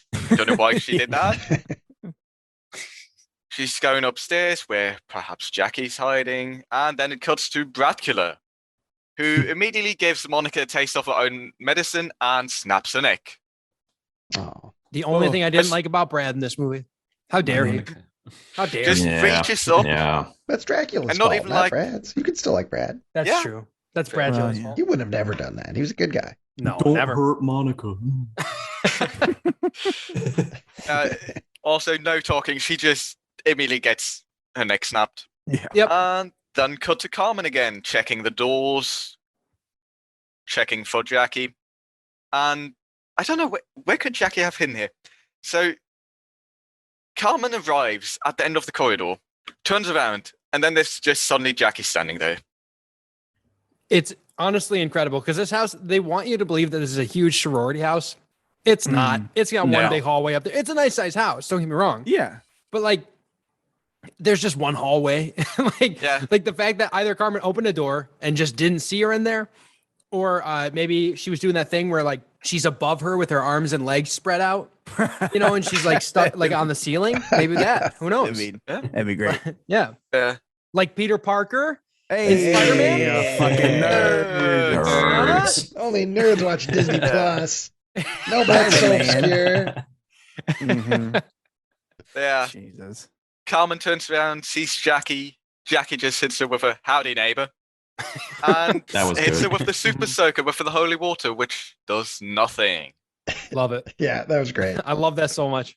Yeah. She then decides, okay, switches to the shotgun she took from Warren and blasts her. Yeah. And that's the last vampire dead. There's so many. I ultimately I think that the vampires in this can only be killed with shotguns. And a grenade, I guess. Or a neck snap? Like, I guess they Yeah, didn't Maybe get that the, one too. They didn't get the regeneration powers. Like, what kind of shit vampire is this universe? It's only one spitting. You Twice get bitten would be nothing. better. Yeah. You got to get bit twice to be in the, to have those Yeah. powers. That makes sense. Oh. Yeah. The squad reunites, shares a hug, and they decide to wake up Warren by spraying holy water at him. And the shot they have of that is, I don't know, I like it. I sent Higgins a screen cap. No. It just looks so peaceful Yeah. laying on the ground. Reaction image gold. Yeah. When the holy water kicks in. Yeah. They wake up Warren, tell him the vampires are dead and Dracula's gone. And he's just surprised the vampires are dead. Yeah. I killed one with my crowbar. And Kevin fakes some bullshit. Sam mentions, yeah, I blew mine up with a grenade. And what about Carmen? Yeah, I shot her. Of course. Again, Yeah. these vampires very easy to kill. Yeah. I don't know why. Maybe Warren has only ever fought more powerful vampires, so he didn't expect it to be as easy as it was. He made too big of a plan. Like he didn't know he could have just went in and started blasting, Yeah. Who knows? But yeah. And it's He funny that the says, Van Helsing character was, out of commission for all the real business Yep. of the climax. It's a nice subversion, because you expect, he's going to come in and he's going to be like Christine in the convent. He's going to come in and just be the most badass ever. Nah, he's asleep the entire climax of the film. Yeah. Then cuts to Van Helsing standing outside at the circle where the candles have burnt down already. And Sam steps outside and talks to him about it. You're going to go after Dracula now? Yeah. It took 10 people to take him down last time. Yeah, it's your birthright, isn't it? So that's a little bit there that he has to actually go after Dracula now. Yeah. Tell Sam, yeah, you can move now. Sam's about to leave, and then he's, hey, if accounting doesn't work for you, might take you on some apprentice or whatever he says there. This seems very immoral of Van Helsing to do because, like, yeah, I know that this young kid who, with braces still on his teeth has killed vampires now, but like Van Helsing, like, you're gonna take this kid from his comfortable life where, yeah, he's gonna be bored, but at least he won't get killed.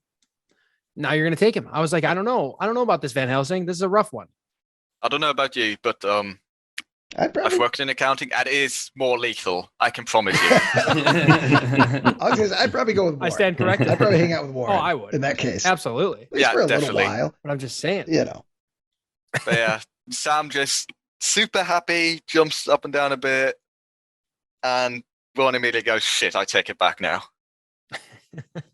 Cuts to Jackie in front of the house talking to Kevin, talking about basically the entire situation, what just happened, and then, oh yeah, it's never going to be the same again between us now that you're leaving.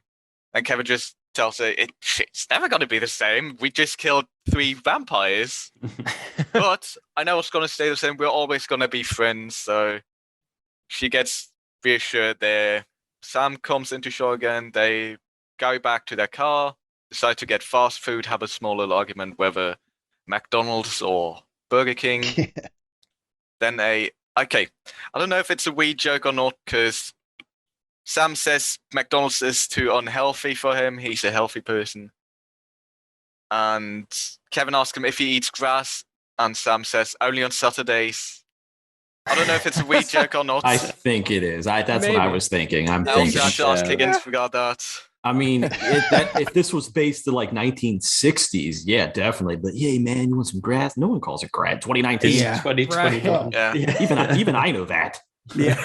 No, I want it to come back. There are certain phrases, there's certain old slangs, and maybe it's because I watch a lot of older films and I want grass to come back. I'd like to hear people talk about smoking some grass. Grass is a nice one. I'd like to hear bring people talk about call money bread again.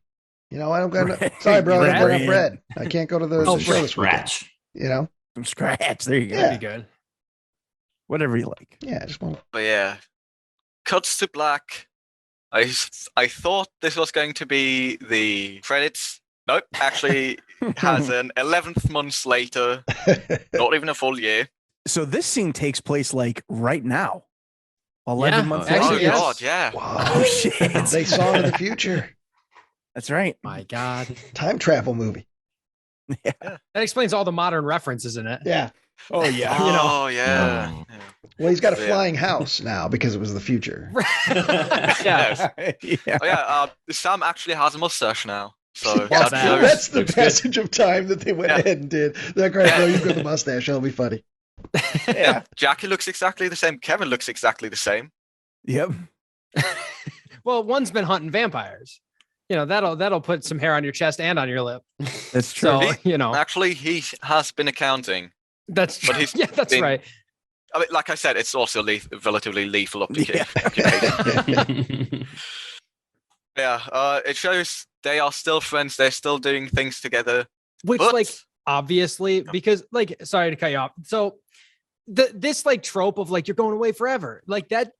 Yeah, I get it, but like nowadays we're more connected than ever. I mean, we've got people on this call from Germany and from the UK. Like, Yeah. the idea that they couldn't still do their fucking nerd shit and play video games because they were no longer in the same house or in the same town.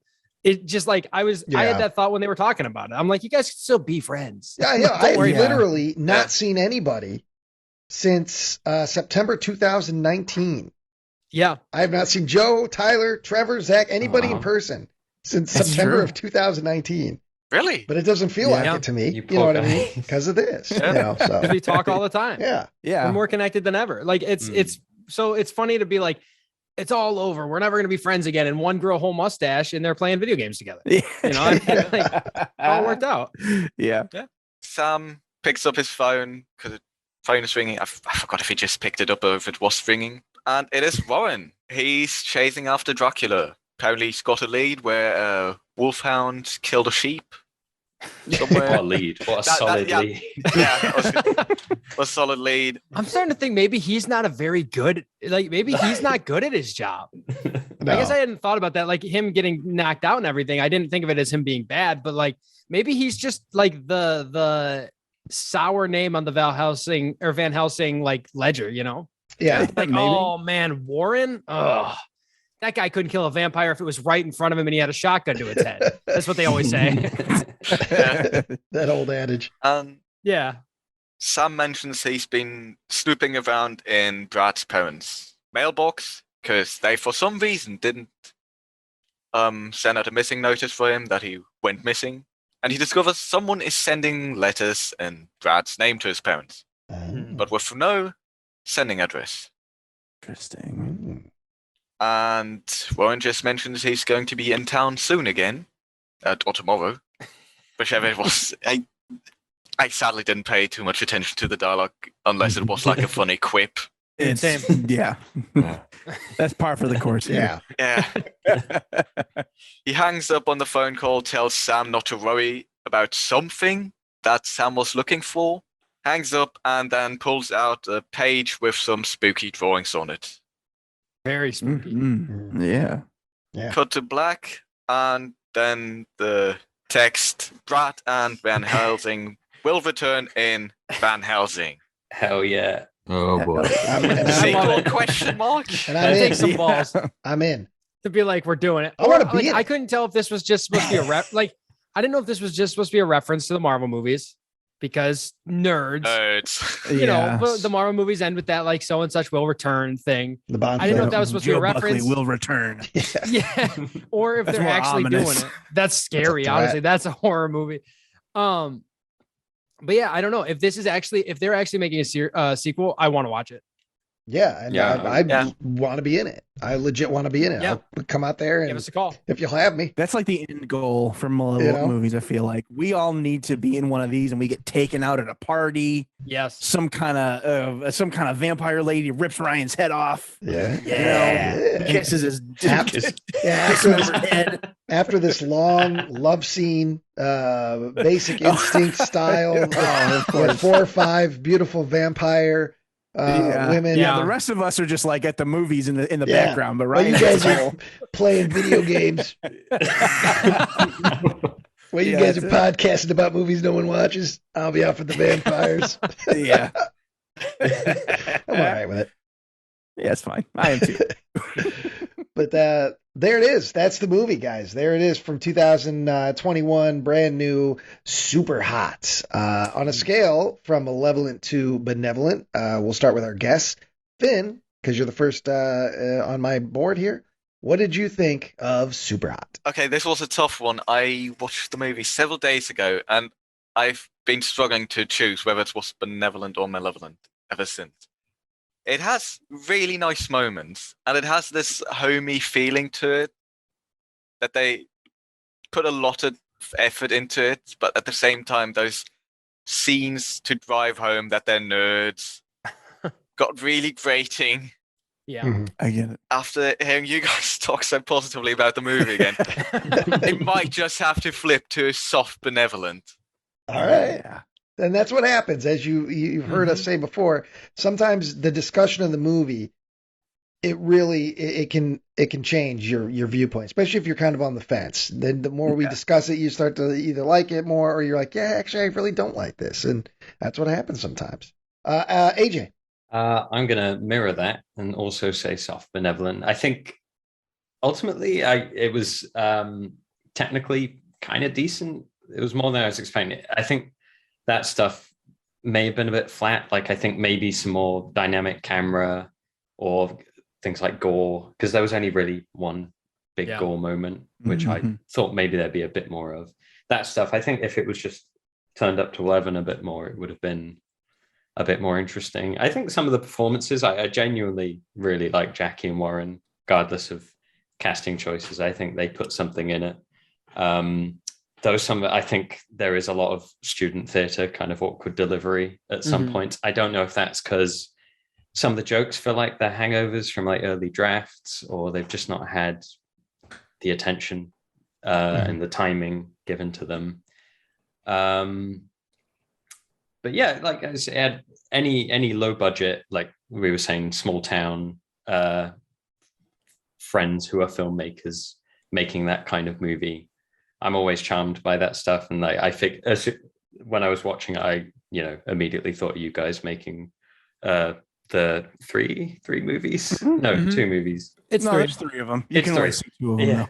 Yeah, exactly. There's only 2 available out there. One of them's locked in the vault until it's a lost film. It's in the vault there, right next to other famous lost films. London After Midnight is in there, and Day the Clown Cried.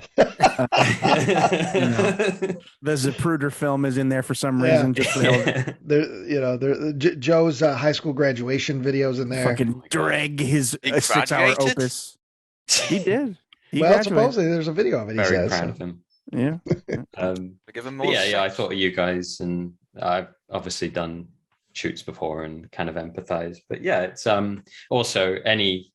I think when Warren passed out I thought, we're not going to have a finale with Warren, and then I sort of joked to myself, it'd be so funny if they did a fake sequel hook, and lo and behold, my mood went straight up when they will return in Van Helsing. So that brought it up a point. But yeah, soft benevolent from me. And excellent. All right, Higgins, what say you? All right. When I was reading, watching actually my part and the part before it, just watching the beginning of the movie, I was like, oh God, my mind was set. Like, I'm like, this is, I know what you kids are doing. You're trying to be like Kevin Smith. You're trying to show us just how cool you are because this, everybody likes Star Wars. You're not special. If there was something more obscure, I'd be like, okay. But even then, but I wanted to hate it. It's like I felt like a college student, modern day. Like I went into it like wanting to be offended, but as it progressed, and then Monica shows up. As it progressed, my black little heart melted, and my heart grew 3 sizes that day, and whatever. Would I watch it again? Probably not. I mean, I watched it a couple times just so I would, have my part down and be able to follow along with everyone else. But it's not as bad as I wanted it to be in my mind from the first part. And especially when Warren shows up, that was good. His dry delivery and like take a shot every set. What does he say? Okay. Or, just his little verbal tick. I was like, all right, I got to make this a drinking game. And then, what is it? Not Brad. What's his name? Sam? Hold on. Sam. Yes, Sam. I'm terrible with names. Sam is just so damn bubbly during the whole thing, and he got me. Especially as his antics progressed, I couldn't hate this movie anymore. I just couldn't do it. Especially when he pulls the pin and does the Raising Arizona ripoff. I actually did laugh. I laughed. Yeah. It was good. I was like, just it's little subtle nuances, just the way he said "ta-da." I know I've said it like 3 times, but I still love it. It's going to be a benevolent from me. Like I said, when I was doing my part, I thought for sure no amount of us talking about it would change my mind. But and just like you said, having this dialogue and hearing outside points of view and replaying the movie again in my head with commentary, and now there's no way I could say Malevolent with a straight face. Excellent. All right, Trevor. I had a similar experience to everybody else here. A little rocky start at the beginning of this movie, but I mentioned that Zach and I talked about this movie last night, and I said, I don't really love the movie as a whole, but I love the lead characters. Yeah. They're so different from the usual types that we get on the show. And I also genuinely liked all of them. None of them got on my nerves. It was the dialogue that got on my, like, you swap out those scenes with these same characters and I'm still going to have a great time. I'm going to love this movie probably even more. Just get rid of we don't need your buzz. You don't need to read this BuzzFeed article about what if the Avengers happen in the night. Like, yeah, all right, fine, we get it. If you want to do the Ray finds his vision bit, that's an interesting pick. Yep. Just do that one, and that's it. But anyway, I this movie's chock full of charm. As somebody who was involved in our 3 movies, of course I have a soft spot for this because it's just looks like movie number 4 to me. So yeah, I love this. I really want to watch this with my wife. I think she'd get a kick out of it. Usually, I'm like, no, don't bother watching this one with me. It's been a lot of Spaceship Terror. Yeah. It's been a lot of the Lunar Pack lately, but this is one that I think will cross over. Every now and then we watch something that I bring to the family. And usually it goes over well. And I think this is going to be a good movie night for them. I definitely watch this again. Like I said, I'd probably just go make some popcorn during the big nerd scenes because I don't need to. Yeah. I don't need to see those scenes because I live them every day of my damn life. So I'm good, Taylor King. Thank you, director, but no, thank you. Just the same. Thank you. We're full. You can take the plate away. Yes. No more from me. I'll take the check. Thank you. So yeah, I wouldn't do full Benevolent. If we were rating this like a series, I'd probably go 3 points Benevolent. Damn good. Definitely give it a shot. It's short, it's silly, and it's charming. It's just charming. So I'll throw it over to my cohort over here. Zach, what do you think of Super Hot? So you brought up Lunar Pack, and that to me is a huge thing because Lunar Pack has a lot going for it in terms of there was somebody who was passionate about making a thing. Maybe that thing isn't a movie. I don't know. I'm not going to get into it here.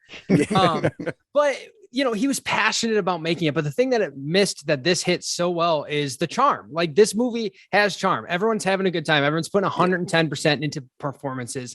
You don't feel like anybody is just doing the director a favor and showing up on set. It's like these people wanted to be here and it's fun. And I had a great time with it. And there's some shit that lands like Kevin, I wish we got more Kevin time. I thought Kevin was hilarious when he is talking. Kevin's hilarious. I love it. Yeah. I want to say a soft Benevolent. I can't go too full blown into Benevolent because I think there's, some fat that needs to be trimmed for a movie that's this short. There's an awful lot of fat in there. True. But it's fun. I would definitely watch this again because it's short, breezy. It's a fun time. And there's some charm. I don't remember. Somebody said that they wish there was more gore. I 100% agree. Cause it's like they pulled off the disembowelment thing. Like that looked good. Give me more of that. When a neck gets snapped, show me a bone sticking out of the neck or something. Like give me something. And they only did it once. And so that's a bummer, but yeah, I'm going to say a soft Benevolent and let Ryan bring us home. All right. It's a Benevolent from me as well. My sentiments have been echoed by everybody else pretty much. Again, my negatives are the sound design. There were some moments that could have just been punched up with just a little bit of tighter editing, a little bit harder sound design, a little bit better music during some of those moments would have really heightened those scenes. There were some other editing little peccadillos that I had, which this movie it's not only this movie, there's a lot of movies that have it. It's sometimes they only showed the actor when the actor was talking. And so when conversations happen, that makes things drag a little bit, I like a little bit of overlapping. Show me the actor reacting to what the person's saying. Yeah. But again, this is probably an early film for these guys. It's a learning process in that way. So I'm not going to go too hard on that. Because the good outweighs the bad all over the place on this movie. Oh, yeah. A lot of charm. Absolutely. Again, I feel like, like Zach said, the people making it were into it. And as somebody that spends a lot of time in the world of this super low budget horror, either through watching them all the time or now knowing a lot of people that make this kind of stuff, this stands apart from a lot of those movies because I feel that the people, again, weren't just trying to make their version of John Carpenter this or their version of Eli Roth this. Maybe they were trying to make their version of Edgar Wright this, but not a lot of people are doing that. So it felt fresh in this world anyway. So I appreciated that. I think the performances across the board were really good for what this kind of movie is. And in some were great for any movie. I think Elijah Cook who played Sam, I think he was phenomenal, whether he was in this low budget movie or he would have showed up in the Avengers. I think he was great. Nerd. Nerd. Give us something more nuanced. A different movie. Last Night Soho. Come on. Yeah. Which I did see instead of the Eternals, I will say, and I loved it. But I gotta go see it this week. Yeah, I thought he was the standout totally as a performer. You know, I thought he had such a natural ability. His line delivery was great. He was exactly the character that he was as written and as played, and I thought he was great. But again, everybody gave a great performance to one degree or another. I liked all the characters. Nobody made me upset. Nobody made me like, oh, more of this fucking guy. None of that. Yeah. Surprisingly, in this movie. It's so rare that happens, especially on this fucking show. Yeah. Where we watch these garbage movies. But I want to see this group of friends again. I do. Go on more adventures. Too. Yeah. You know, I like them. It feels very cohesive. This whole movie, nothing to me stuck out like a sore thumb. Like this guy sucks. Yeah. This person doesn't be here. Yeah. It's a good time. It's a good time. I wish small gripe, I guess, but we keep joking about the Avengers stuff and all the nerd stuff that they shoved in there that isn't really nerdy anymore. I wish if you're going to go ahead and be that kind of movie that wants to wear its heart on its sleeve and have references and have people wear t-shirts, and this is just a personal taste thing, go fucking deep.